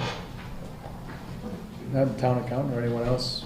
No, the only two important people are the Finance Committee and the Select Board to put on the warrant that we're in favor of the, I think it's appropriate, correct, Robert, to have it that both the Finance Committee and the. Finance committee to make recommendation on any finances. Right. All right. Article 1 seems to be non-controversial, correct? I hope so. I would switch 3 and 2, but does everybody agree with that or not? We can do that. Discuss, at town meeting, discuss the override before we get to the balanced budget item. Sounds good. And then if it fails, then you got onward and upward, and we don't have to do any more.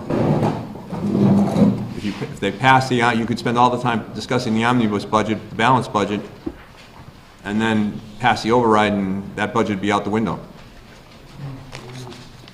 From a strategic point of view, I'd rather have it first. I don't know, we can talk about that. Yeah, that could be. Contract for bus transportation. School department enter into a 5-year agreement. How, did Cindy leave already? I wonder what that was gonna cost us. A lot. No problem with that? Oh, this is Ms. Moulton's motion. Yeah, there's two, Article 5 and 6. Do you want to read them? Are you gonna read No, them? no, we can summarize them as changing the elected position of treasurer collector to an appointed position and changing the town clerk position to an appointed position.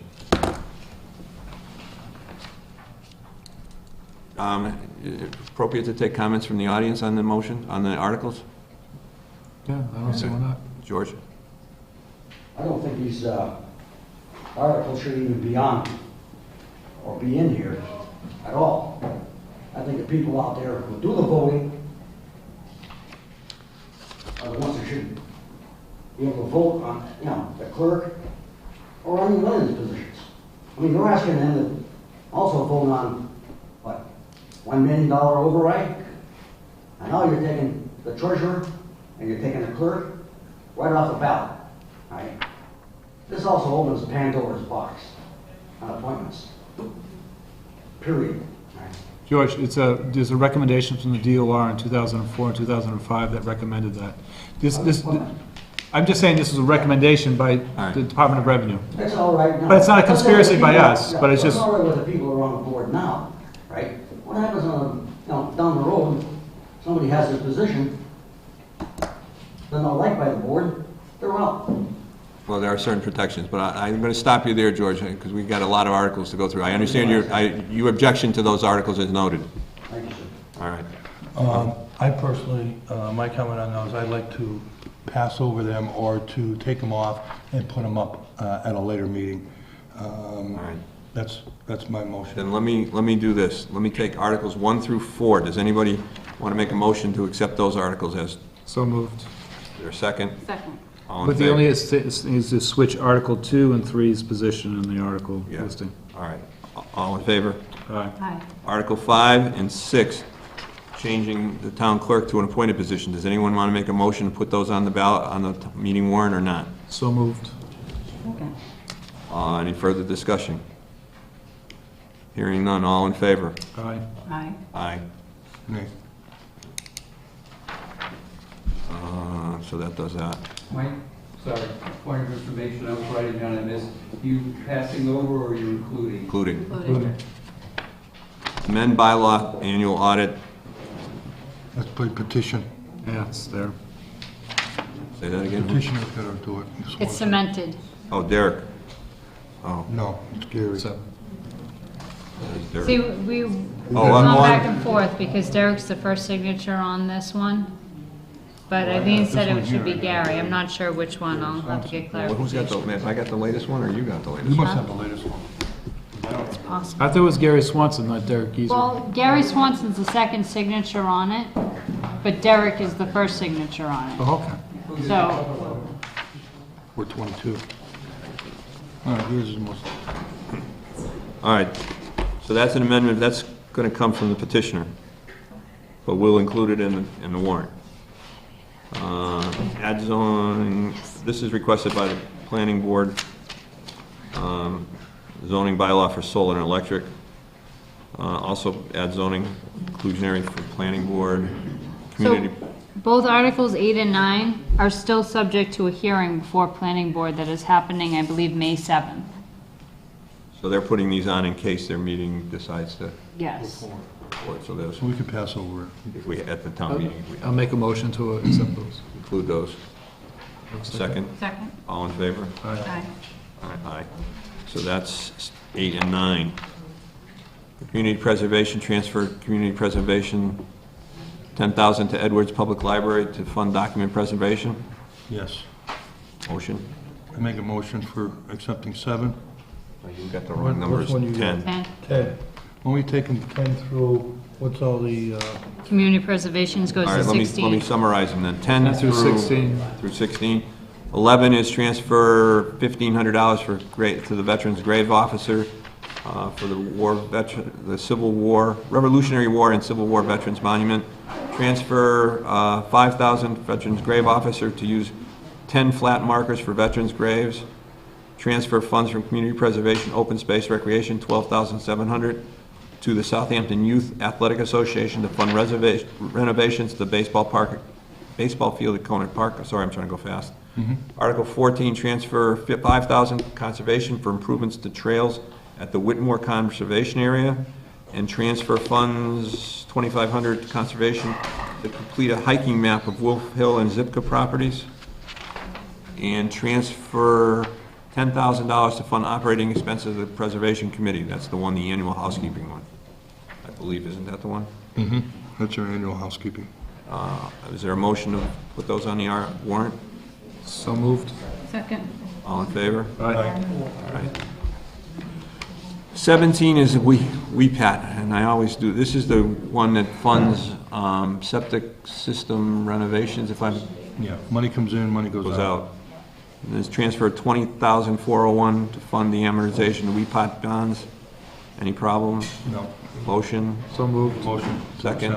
All in favor? Aye. Transfer just $50,000 to fund ambulance EMS related expenses. Chief, are we gonna have an itemization there that day? If someone's bound to ask what expenses those are itemizing. Sir? Yeah. There was an itemization submitted earlier. Oh, all right, I don't have it with this paper, so you should be prepared that day to explain those expenses if someone should ask. Absolutely. So moved. Second? Second. All in favor? Aye.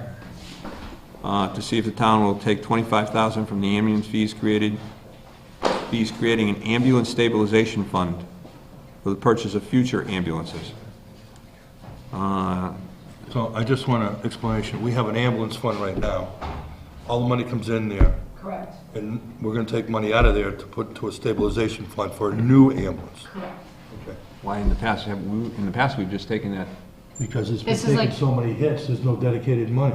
It's like a CD for an ambulance is Okay. what we're creating. And speaking with the auditors, it was their suggestion that instead of keeping in the ambulance fee and possibly draining it out and not having any money for an ambulance, put it away, you can't take it away. All right, We'll so have money. this is an auditor's kind of suggestion? Yeah, I mean, it's a good suggestion. Yeah, it is. I mean, in the past, we've just obviously, But if you drain it all out and then you're like, oh, I only have 50 grand, we need a new ambulance, you know, you have to keep track of it better. all right, is there a motion? So moved. Second. All in favor? Aye. Article 20, transfer station, this is more or less a housekeeping one, isn't it? So moved. Second. All in favor? Aye. 21, water department, same thing, it's the So moved. annual housekeeping one. Second. All in favor? Aye. And 22 is the revolving account, how much they can take in and hold on to. How much they can spend. But it's got to be Have balanced. these limits changed? I changed them because we, every year, have overspent what we've actually allocated, what we've actually said that they could But spend. I think that would be up to us to. Yeah, No, I mean, you can change it whenever you want. They were set up not to exceed. Not to exceed. Correct. Not to exceed. And my feeling is if they're exceeding it, then they're using it I mean, you got to do it. for what purpose? Well, for instance, I'll give you an example, like the plumbing inspector. He collects, he's not supposed to spend more than $10,000. But if he collects $11,000, he gets paid that $11,000. I can't pay him for money that he's already collected. But I don't think you should have increased the limits. Well, I mean, because Heather and I put it on, and you can. Oh, you increased them here. You haven't increased them already. No. No, we voted on to increase them previously. We just have because to we agree with overspent, it. but Oh, this okay. is just for the new year, thinking Excuse me. in years past, we've overspent them, and we really shouldn't have. Oh, I thought you had bumped them up already. No. Vicky gave everyone a pay raise. It's not a pay raise, but it's just that if. I just missed part of that discussion, and I. Breathe, Michael. Huh? Breathe. So what would happen now is if we didn't increase it, I can't pay the plumbing and the electrical inspector any money. The way you said with such confidence, I increased them already, I thought. Oh, no, I meant on the paper. I Figuratively meant on the speaking. paper. So you can change them to whatever you choose, but, and this is just to cover. How much were they last year, I guess would be the question. Well- How much are you increasing them? Well, the plumbing was 11,000, and the electrical was 7,500. And so far this year, And these get funded from their inspection Their fee? inspection. These are not coming out of the general fund? No. So far, the plumbing inspector has spent $12,534.80. Anybody have a problem with that article? No. We want to make a motion? So moved. Motion to accept the revolving fund. All in favor? All right, transfer stabilization fund, to see if transfer 59,000 plus to the highway department for purchase of a 1-ton utility truck. Pass over at this time. You're not going to include it in the warrant?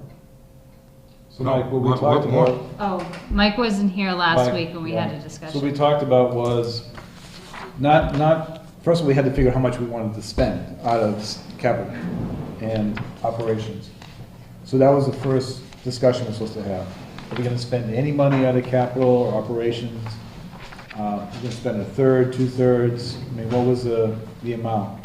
So an operation is $135,000, capital is $125,983. So what percentage of those two numbers are you willing to spend this year to fund these? Yeah, and I understand, but what we're saying is we're taking Article 23 through the end off the warrant? No.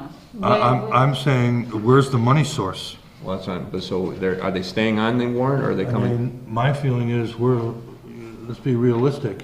We're gonna need some of that operational money to balance the budget. Yeah. So what you're saying is these are coming off the... They should come off and we deal with them when free cash is, So somebody else- with the exception of one cruiser and one cardiac monitor. So Article 20, so let's do this. Article 23 is gone. Is that the vote? Motion? Yes. Is that the motion? That's a motion. Second?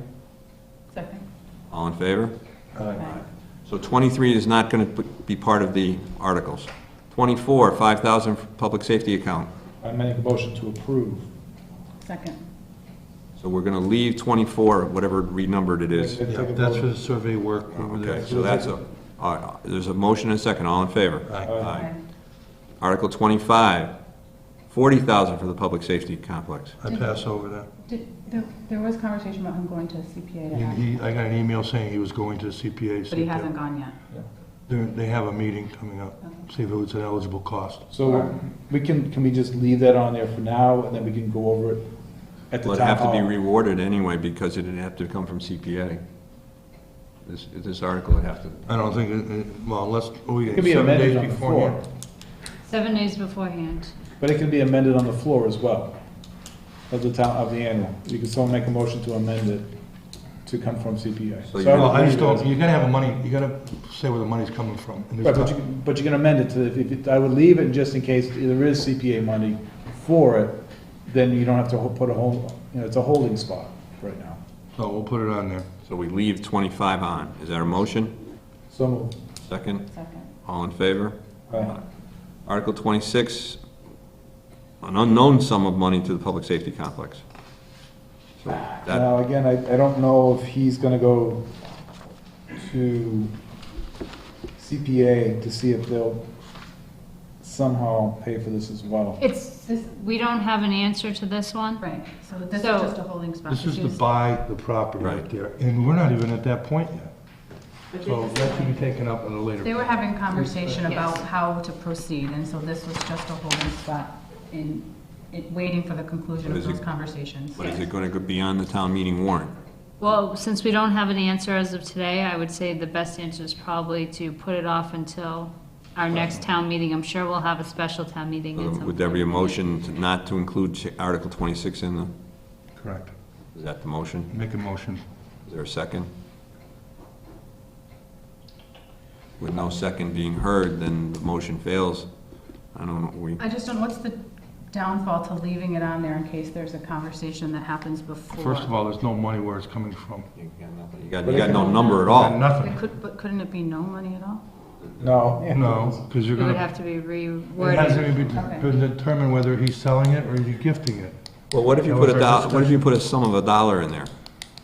I make a motion to put a sum of Wait, this is just, I'm thinking out loud for a second. Then it commits us, no. But I think, Well, A dollar or... why don't we leave them on there? You're not giving us the official copy till next week, right? It could also be looked And over. then Charlie, I don't know when he's going to have his discussion with the community preservation, if it's eligible.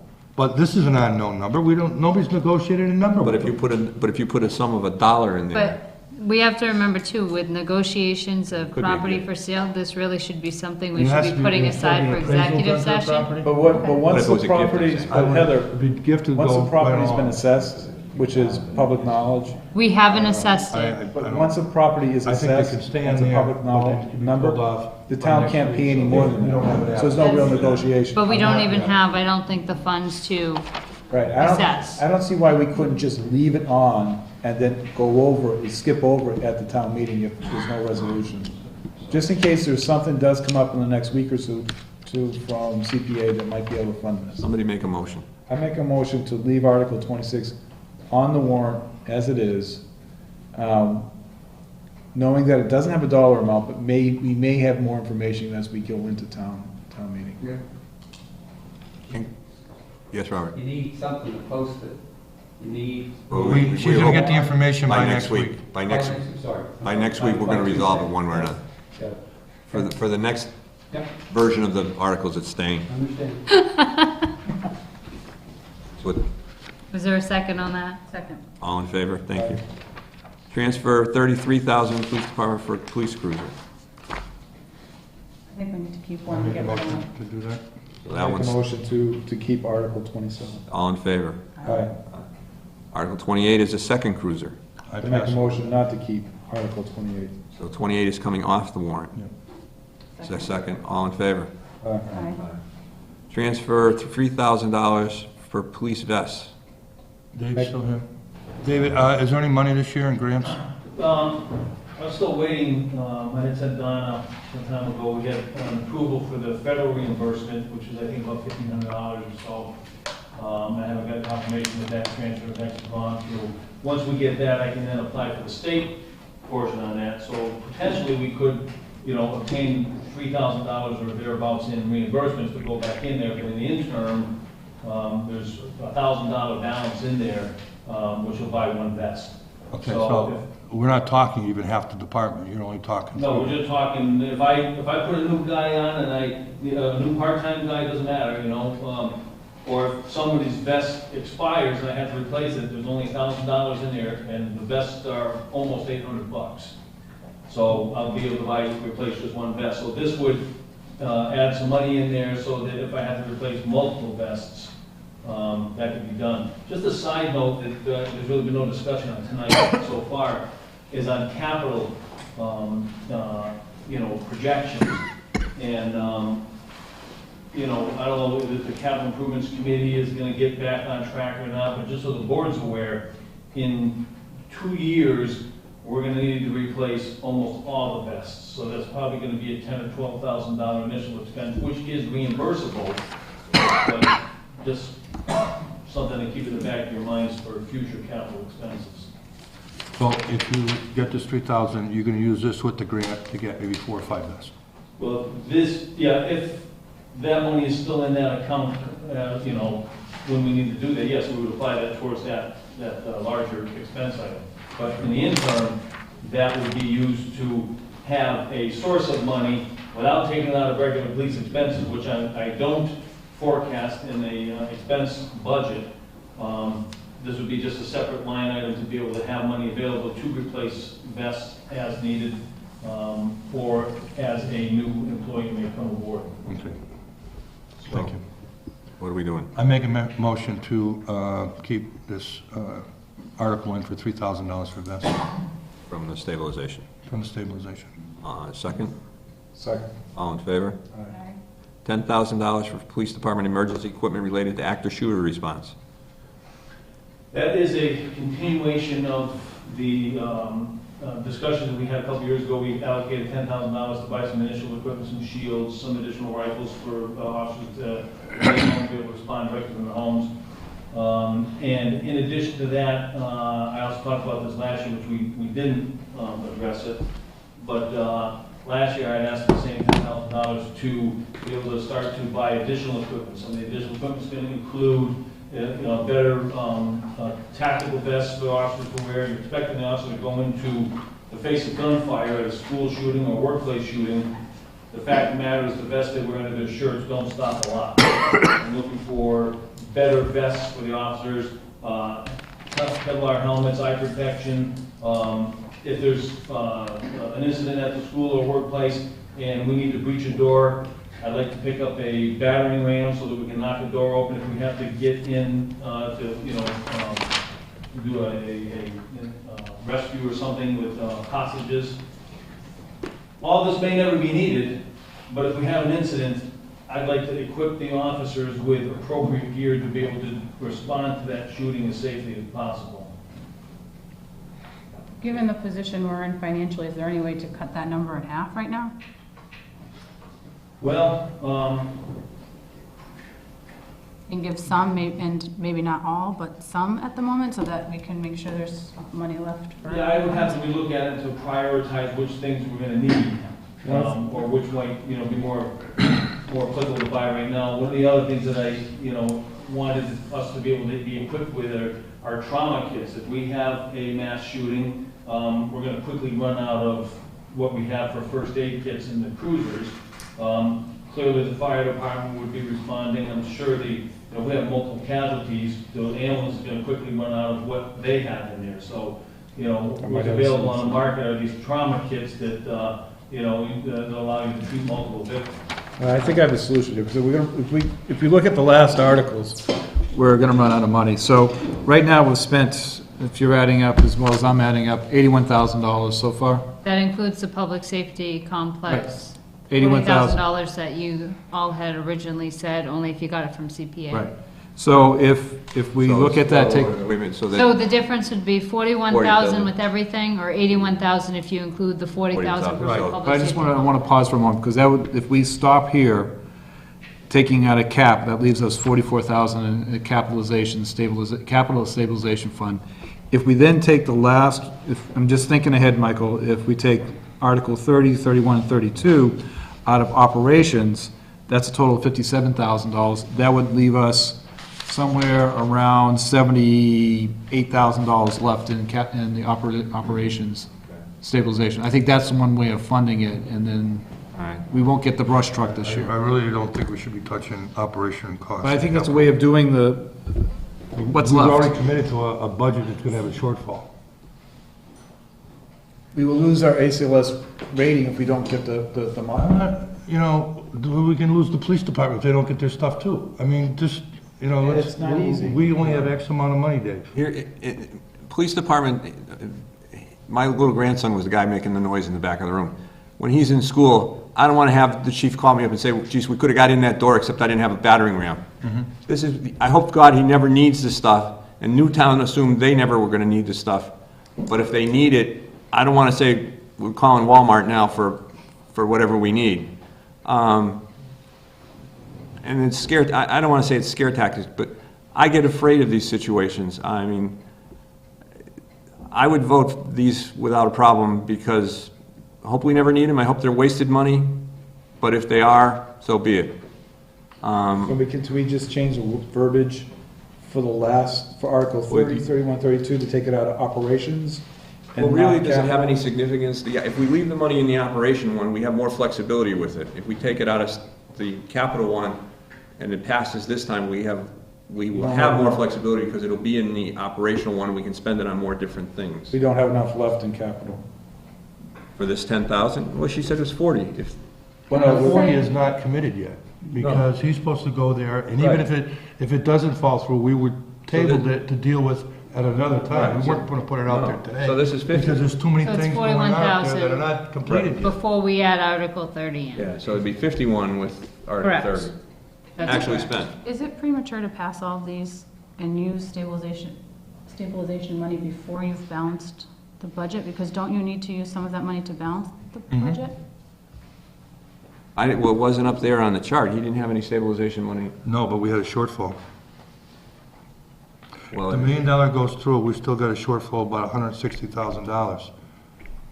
We have free cash of 102. That's why you still need you need the override or the debt exclusion to pay for the vehicles. Yeah. All right, back to $10,000. What do you want to do? Make a I have no motion. problem. This is passing it. I Make a mean, I don't know if motion the to chief approve. can augment it to $5,000. We haven't heard that. 1 second. 1 second, Robert. Make a motion to approve. So 10,000? Is there a second? Second. All in favor? Aye. Robert? And this would perhaps be in general, but if you were thinking tonight of lowering an amount in any of these articles with agreement with whoever the author of the article is, that could be amended by the author immediately after the article, the motion is put on the floor, and it would position it, it would say better. All right, can we can lower and can we raise a number? You can't raise a number. So if it goes in at 10, it can't go in for, can't be 11. Correct. But it can go in at 8. Correct. It can be amended to 8. Correct. Okay. Thank you, Robert. So that one's staying, Article 30, is that what the final outcome of that was? All right, transfer 9,000 for fire department structural firefighting turnout gear. This is Jack. 90% of our gear is out of date. And so 9,000 we paid for 3 sets of gear on a 10-year replacement cycle, which would then bring us into compliance with gear that meets national standards. So I would rather see that money come out of just an expense budget, just because it really should be every year we're spending that money to replace gear because gear is old, it's unsafe. But why wouldn't, that should be more from the operational account since that's more expendable equipment. I thought it should be part of the expense budget. They pulled it out of capital expense. If you want to consider it capital expense, I certainly want to push for it because Well, you want the equipment. we need the equipment. Right, but the question is, we're trying to figure out where it comes from. I understand. And this seems like it's more expendable than Get it out of operations then? take it out of operations instead of, Why not take the last two, the cardiac monitor and the turnout gear out of operations, and a total of 48,000. you have a problem with that?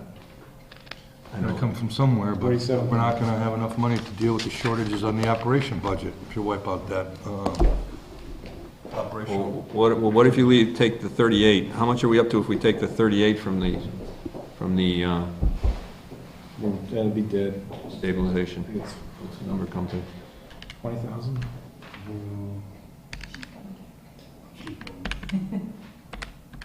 Click. 89,000 And then take the 9 from the operational and take the 38 for the cardiac monitor from the from capital. capital. Yeah. Now, are you carrying 40 from the school? I mean, for the, Public? No, I dropped. okay, We dropped that. I dropped that. That would put us into 120 range. that's fine. 120. So the 9,000 is going to come from the operational stabilization account, and the 38 is going to come from, because it's more of a durable good kind of deal.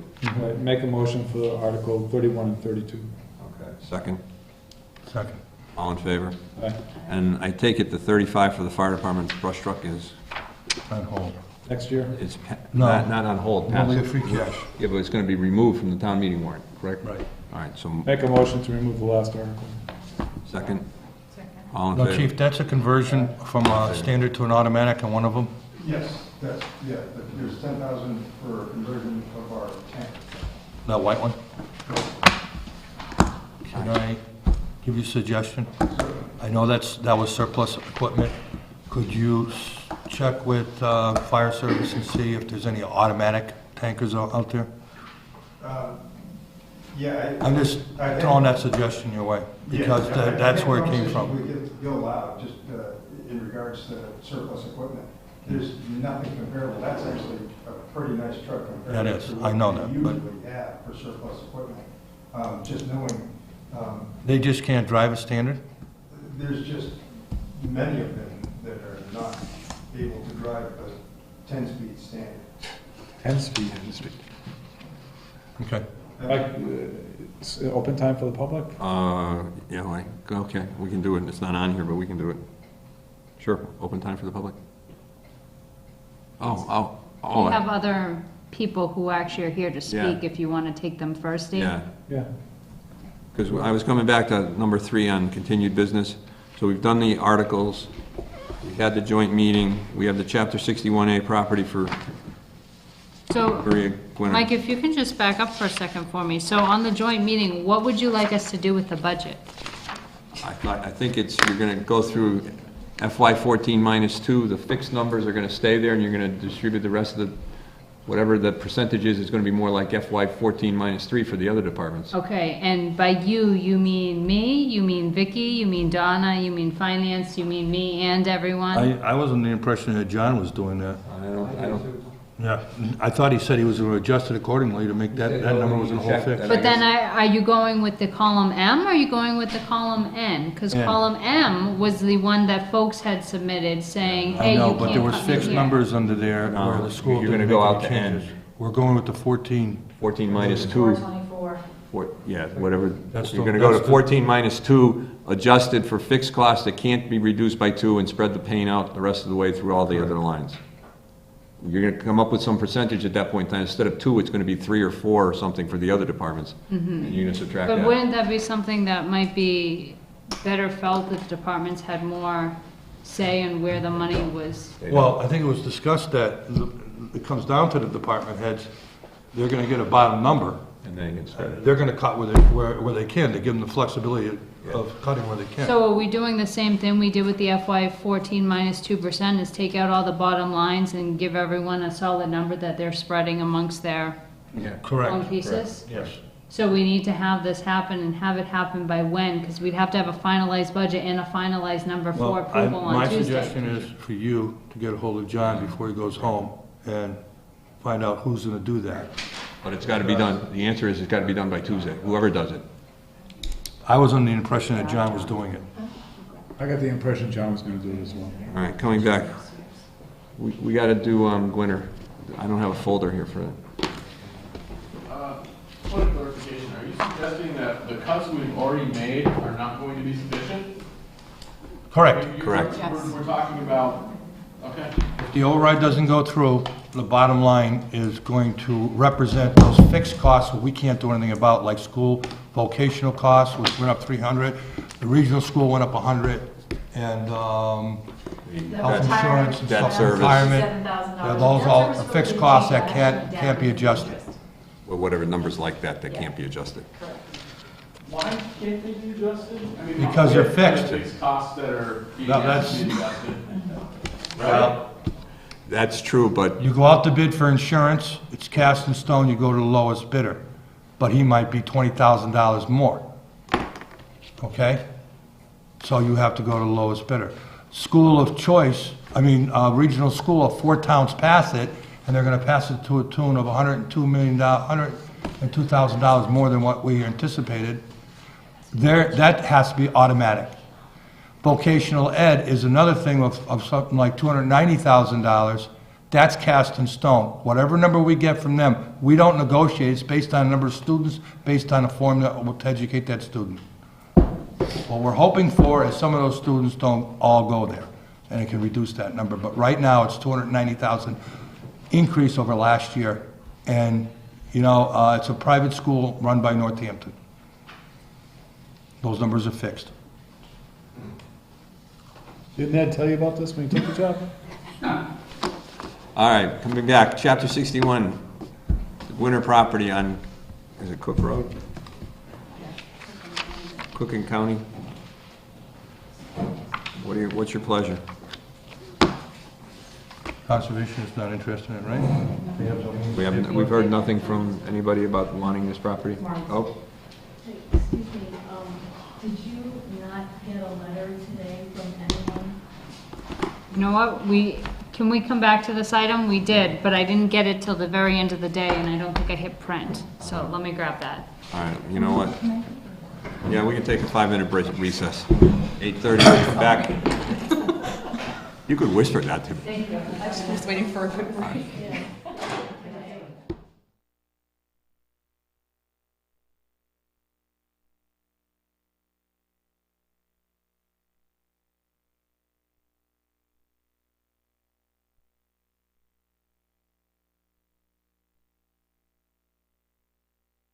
Deny it. There's only one copy? Go ahead. I only got one copy, I apologize. Ready? We're on? We're up and on? We've received a letter from on April 29th, 2014, addressed to me. I'm sorry I didn't get this. We are writing you on behalf of the Barnes Aquifer Protection Advisory Committee, BAPAC, regarding Cook and County Roads property owned by Richard Gwinner and Barbara LaFlamme et al. We understand that BAPAC's interest in this land for water supply protection contributed to the Conservation Commission's request to your board to provide time to explore exercising a right of first refusal under 61A. Please know that we will not be acting to help conserve the 2 lots which the property owners currently have for purchase and sale agreement. Instead, we are collaborating with Winding River Land Conservancy to explore the family's wishes on the remaining property, whether a conservation solution is possible. Seems to answer the question. Does anybody want to make a motion?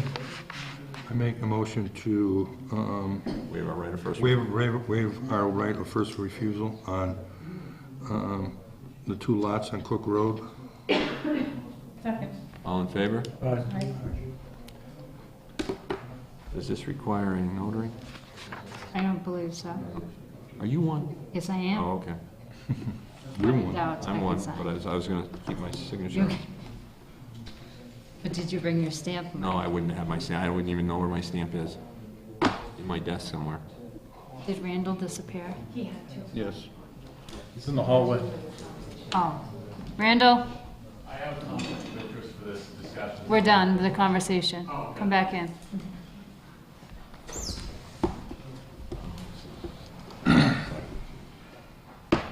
All right, then we have a DOT. Mr. Chair. Yes. Could I speak on that, please? Sure. No, that's all right, but I don't know. We signed it right, I don't know. Right, I just want to bring up a point about land coming out of, or people trying to get land out of 61A. We had a gentleman, Mr. Kellogg, he had opposition by some people. We tried to do it, we had opposition from some people. Mr. LaBrie tried to get some stuff out last night, opposition. The people that are appointed to the, most of these people that are appointed to these boards are not doing the job that they're supposed to do. They're not supposed to try to stop anything. And that's what some are trying to do. They should be examining it from a town's perspective, whether it's a piece of parcel that the town wishes to preserve for some reason or another, not just to stop development in general. Exactly. And can somebody afford it?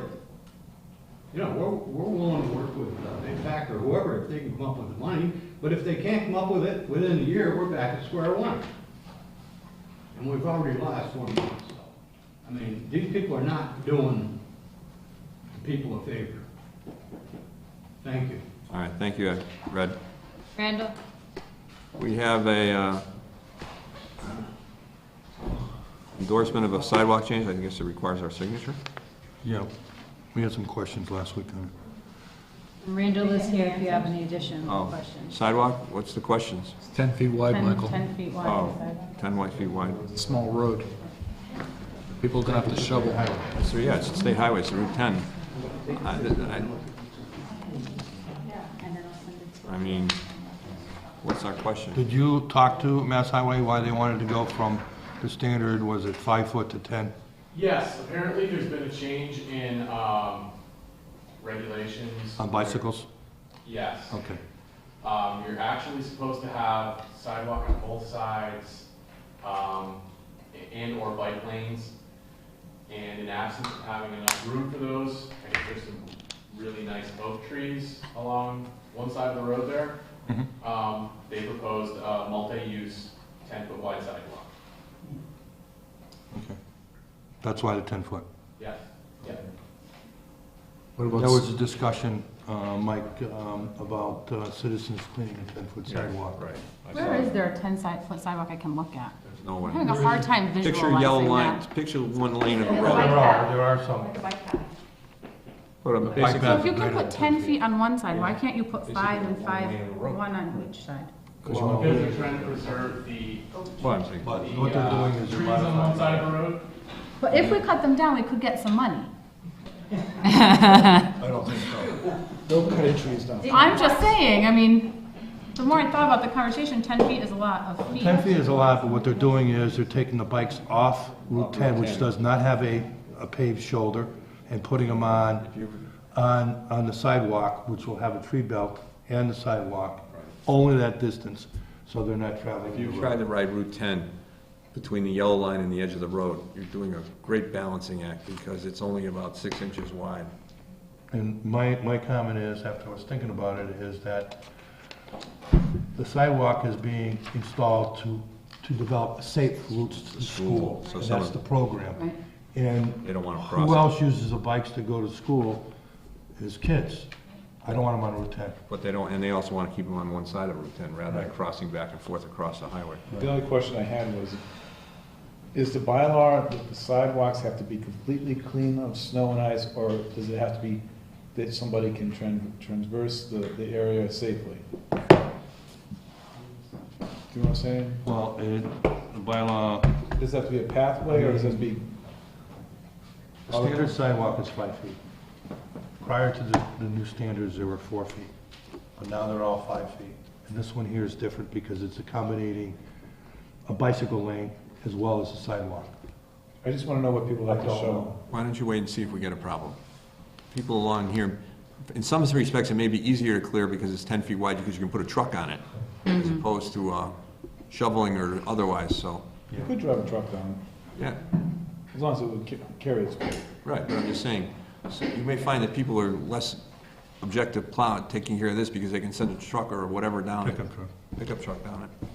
I don't see any place for signature. Do we just need to take a vote to endorse the? No, you endorse the There's letter.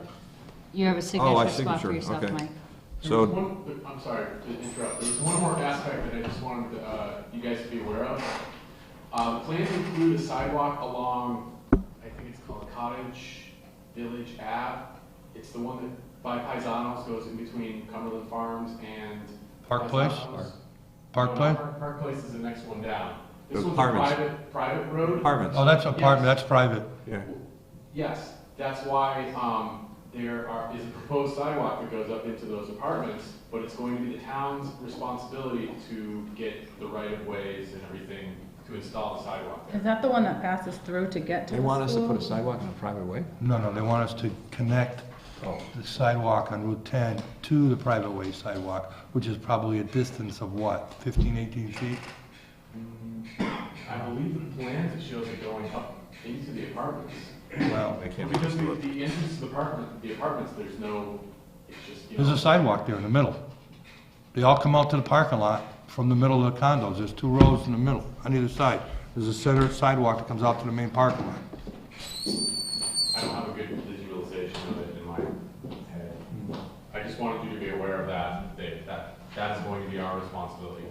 No, it's me, your responsibility. Whenever we get to it. Didn't Ed tell you about that? Condominium parking lot. But I assume there's gonna be some legal costs associated with it. Do you have that in your budget? You go to the condo association and they have to vote on it. And you ask for a donation of right-of-way access. And if they refuse to do it, then they don't get the sidewalk, because then we have to go back to town meeting and do an eminent domain. Okay. Okay, and I don't think the board wants to do that for that. All right, so it's not like we're gonna lose the entire If they- project. right, if they don't- no. All right, great. All right, do I have a motion to sign the endorsement? Motion to sign the endorsement for safe routes to Is school. there a second? Second. All in favor? Aye. Hey, Heather. What about the roadway that goes between Cumbies and Paisanos? The sidewalk? That's private. They're proposing putting a sidewalk right through that opening. Okay. I assume it would be like a pedestrian crossing. Didn't we do this already? Yes, I thought you guys did. I thought we took, I have a PCF for accepting Regina Sullivan's resignation. I thought We just accepted her resignation the day that it came in, but we didn't vote it. We didn't do a Okay. PCF on it. Can I have a motion to sign the PCF? Motion to sign the PCF. Second? David? Second. All in favor? Aye. Aye. Are you abstaining? Yes. Abstaining. I have a PCF for David. Sis. Huh? What? Sis? Thank you. Sorry I'm about pretty that. sure that you say it. Is it who I'm thinking? hired to take, Okay. Oh. hired to replace Randall. Starting date was 5/5/214 at $16.85 an hour. Truck driver, equipment operator. Do I have a motion to sign the PCF? Motion to sign the PCF. Second. All in favor? Aye. Aye.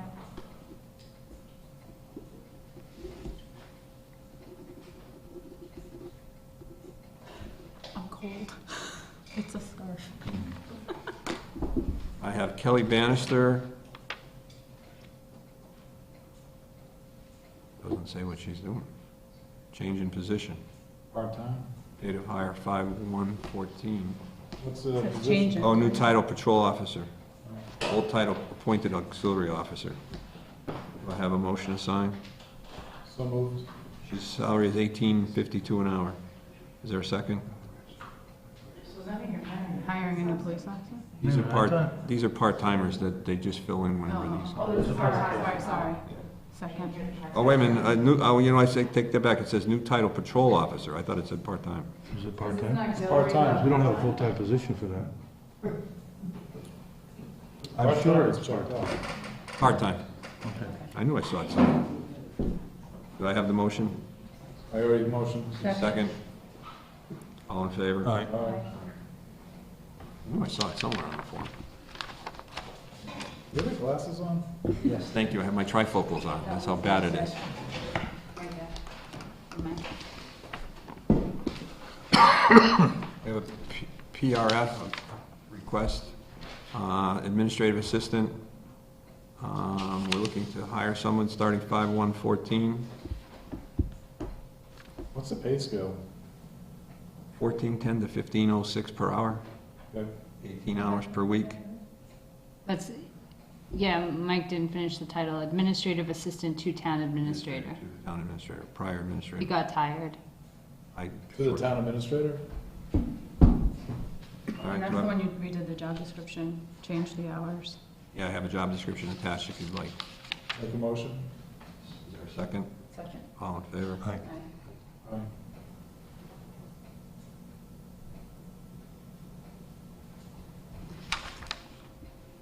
Okay.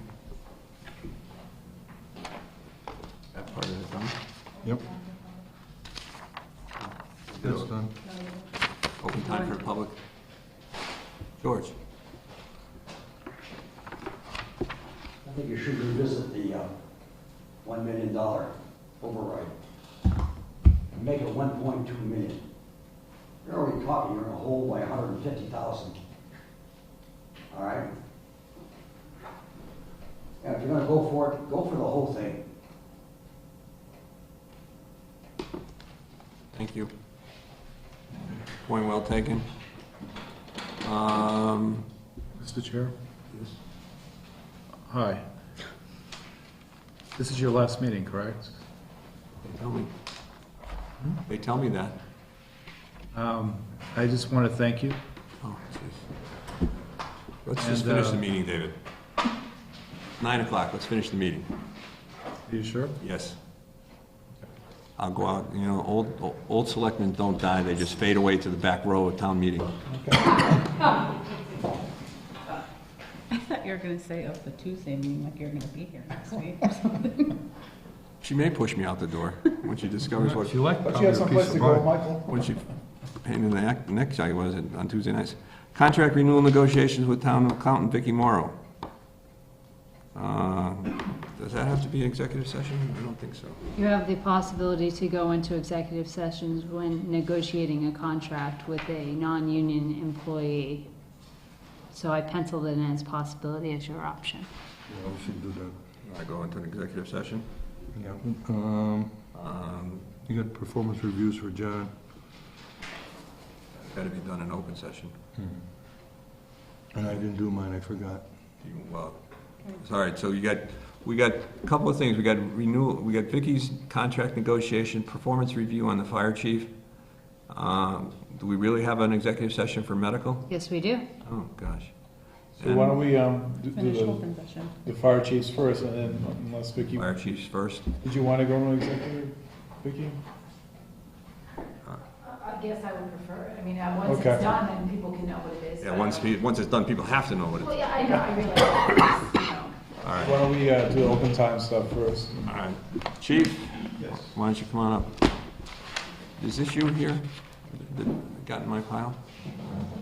For him? Did you toss your evaluation? I did, mine's handwritten. Yeah, mine was. So did, You have a packet, the whole packet of them. Right. I turned mine in. a lot of today. packets tonight. Ed, What's that? do you remember to bring that in? No, I forgot. Okay. But you got a blank one? Do I have a blank one? No, unfortunately, I do not Well- have a blank one today. I'll fill it out later. Oh, here it is. Bottom of the pile, Chief, I'm sorry. There should be a packet of several ones, and then there was a loose one that I added at the Oh, very that's the end. loose one then. That's where that came from. You should have your own pile, Ed. No, I don't. You should. Oh, I should. In all my years, I don't think we've ever conducted one of these, so I apologize, Chief. I'm as green as grass when it comes to doing one of these evaluations, so. Okay. I can't remember the last one we did on anybody. Can anybody? No, you just did one on Vicky. Well, I wasn't here. Oh, I wasn't here.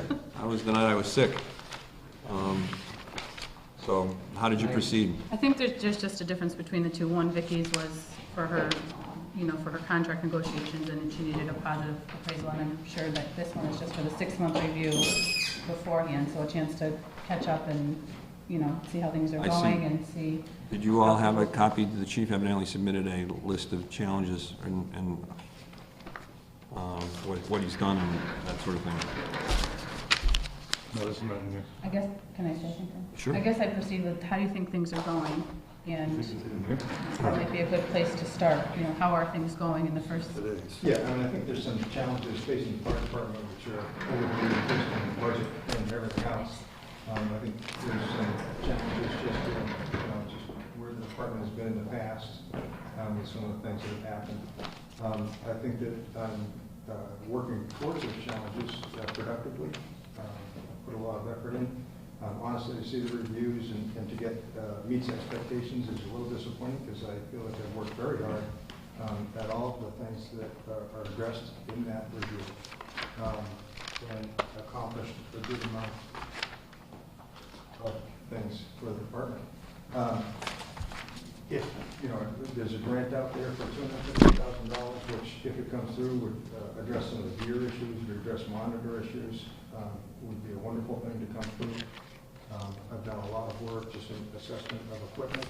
I've done a lot of work in assessment of personnel and getting some of the pay structures in line and pay for paramedics. Done a lot with the little that we have, and I feel like I've certainly done a good job of it.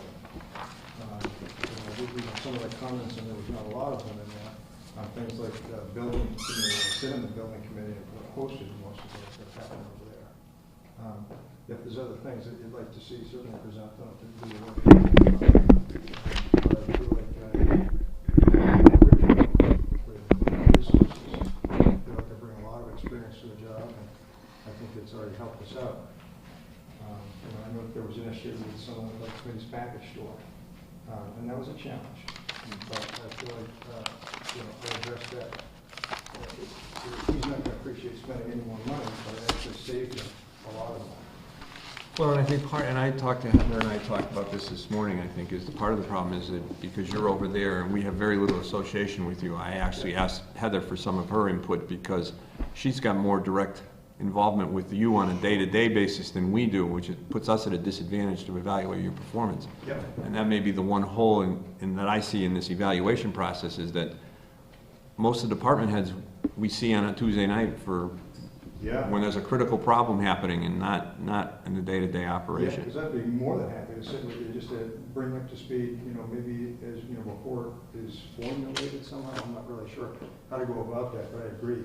I think that, I don't spend a lot of time, with you as individuals, and it's hard for you to see what I've done for the department, with the department, with the personnel and things like that. So I'd be more than happy to work with you in any kind of changes and how to make it more efficient, more effective.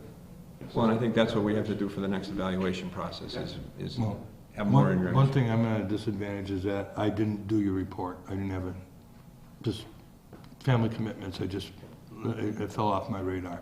but I will do it. Yeah. And my comments to the board on this, and I've worked with you for 3 or 4 months before I left, and my comments about John is that he's not afraid of any problems.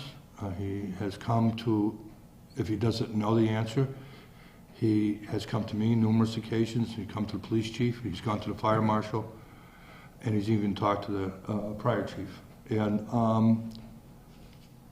I know he worked very diligently to continue this paramedic program in here, which I was a strong believer in and still am, in that he worked very hard with the Policy and Procedures Board to address his concerns about his people being paid properly and according to what the standards are out there. And I believe that was a lion's share of your work to begin with, those two things. As far as dealing with you on fires, I haven't had the opportunity to see you in action, but I don't do that anymore. Yeah. I've heard nothing but good things from you in public. I had an issue on a school issue with ventilation. We worked it out. There's two sides to every coin, and you had a perspective on it that was different than mine, and even Liz Moulton's and the principals. But the point is, after the discussion was done, it was a healthy discussion, and we came with a solution. And solutions are always on the table, and you're not worried about doing a solution, but you're very concerned about following the law. And I appreciate that. As far as my comments from the public, I've heard nothing but good things. I've heard a lot of good things about some of your subordinates, and I've been in contact with some of your deputies. And you do have a learning curve here. Southampton's not a cash cow. We've been frugal for long, where it's biting us. I wouldn't get discouraged about any comments. I think the comments were made. I just reviewed them. They're only for learning and for improving upon. I don't give out 5s. I never gave out 5s. But something to strive for, I feel. And those are my comments. But I will put it down on paper. I think that one thing that's important, especially since we don't work with you every day, is to maybe give this to the crew. Like, and maybe even anonymously, but that might be the best way for us to know what's really going on and to learn from. I mean, I don't really like to give them to my employees sometimes, but it's good constructive criticism to get it back, and might give us as a board a better feeling of what's going on, because we don't see it all the time. Although I did see you at the fire the other day, and I thought things went great, and by the time I went by again, the fire was out. So it was good. So I think the process is flawed at this point. Well, for this position, I mean, we know, we did Vicky's, and we know we see her regularly, but we don't see you regularly. So where do you get the best feedback? The people that see you regularly. Yeah, or just have some discussion, ask questions, put it out there. Well, so that you have an idea. For what it's worth, Liz, in the last 6 months of our meetings, did we have any extra time? We've been very busy. No, I agree. Yeah. And that's the problem. That is the problem. Yeah. And, I think one thing is, just some of the things that you had made comment to. I think if I had filled that out so that you could see, and I could lay out more, just what I've done, where I've been, where I'm going, then you could make a better assessment in your mind how that fits with where the town is headed. So make a bad pun. We were too busy putting out fires to handle routine things. Right, and we forget that sometimes. Yeah. Chief, there's no dollars and cents attached to this. This was just a periodic review. So, and I think the process is, when I went to fill mine out, I was like, I know I hired this person, but I haven't talked to him in 6 months. Well, and honestly, give a call. Yeah, no, but I'm just saying. I know that I had heard from one of you that just called me and asked me questions and said, hey, I don't know. What can you tell me? And I actually appreciated that, because it gave me the opportunity to address a lot of these where we haven't had opportunity to talk, and I thought that was an appropriate way to go about it. I just have a couple comments. Just a question. I know Heather's been having communication meetings. Yep. How do you rate that? How do you feel about those communication meetings with the department? Just the department meetings? Yep. Yeah, I think that they're effective. I think that there's, especially as we get new people, new department heads, I think it's probably good to have communication. You get, but you get a sense what the board's looking for from those meetings? I believe so. Okay. I believe so. David? You're right, Mike, we don't interact as much as we did with the past fire chief, which is actually a good thing. Having Not the immediate past, the past past. The past. So having said that, I have had limited experience. I just have to bring up one incident. My wife is a nurse practitioner. She worked at Bay State for many years, knows the teaching realm of teaching students, of teaching nursing students, teaching new nurses, how the residents work and whatnot. She was impressed. We had a propane tank installed at our house. She came by and inspected, and I guess you had some of the junior firemen with you. Yep. And what she noticed was your professionalism, but also your teaching. That as you were going through the inspection of the tank, you were actually instructing the younger men how to go through the inspection and stuff. And I think that's positive feedback that you should know about. I appreciate that, because I do believe that we need to train more than just one person on doing the job. So, appreciate that. Thank you. So on a positive note, if we don't talk about you, that's a good thing. John, are all the burning permits done for the year? Yeah. I mean, it has till May 1st, and I have been working with people. If they have time, I've been handing out, like I handed out one permit today. Mostly it's been done on weekends. I am going to try to expand our burning permits next year, so it wouldn't just be weekends, it would actually be during the week. Some of the problems that we're having is DEP has, in the past, they've always just offered an advisory role. Right, now they want to take a administrative role. Yeah, and now they're saying that we cannot allow burning if they don't allow burning. They allow burning with concern for air quality, which means that they want to burn on a windy day. Contrary to what you need. Contrary to what I need. So, having to deal with the challenges that DEP is now putting in front of us, I think it is best for the citizens to be able to burn, to offer them more opportunities. So next year we're looking to expand. Just a note that, have you evaluated the fees? I actually evaluated the fees when I was first looking at the job. The burning permit fees in particular could use some adjustment. Most of the other fees are comparable at the high end of other communities. Okay. So we're getting the most amount of money that I think. All right, I was just curious. Yeah. Thank you, Chief. Thank you very much. Thanks. Thanks for your service. Okay. Before we go into executive section for Vicky, I do not have a town administrator's report, but I do have one piece of housekeeping real quick. Back in December, the board, I imagine, had voted to approve all the ABCC licensed liquor renewals. And there was one license that apparently never got issued, but a renewal was signed. And this person currently can't operate without their form signed. So if we can just do the housekeeping, that, assuming it was likely already signed once and had got misplaced at some point in administrative custody. I make a motion to sign Black Birch Vineyards license, which was approved and paid for in the past. Yes, sir. Okay. Second. All in favor? Aye. Before we go into executive session, Michael, whether you're wanted or not, I'm going to thank you. Stop it, David. Oh, wait a minute, there's this yellow, there's only 3 lines on the yellow page. Okay. That's okay, just sign underneath it. Just sign what? Just keep signing. So, Michael, on behalf of the Board of Selectmen, but more importantly, What'd you get up there? on behalf of the town of Southampton, I want to thank you. Oh, thank you. That's enough, David.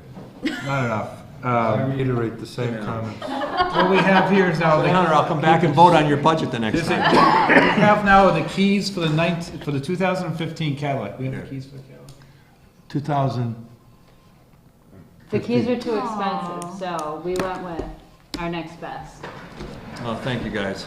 As I said, You can have one of those broke down cruisers. old selectmen don't die, they just fade into the back row of town meeting. So this presented to the Honorable Michael Phelan.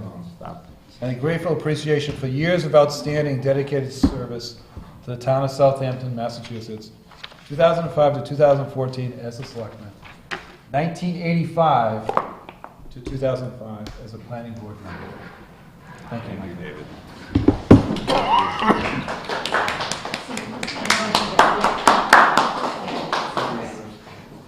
All right. I'll take a motion to go into executive session and end this torture. Second. Oh, and Mike, did you want to announce we're not coming back? We're not coming back into open session afterwards. We're going into executive session for 3 different purposes. MGL Chapter 38, Section 21, Number 2, contract negotiation, non-union employee, executive session for MGLA, Sub 1, Number 1 for medical discussion of an employee. Do I need it for the pending litigation? I don't think so. Okay. Unless, Ed, do you feel like we need to? No. No. All right, so we're coming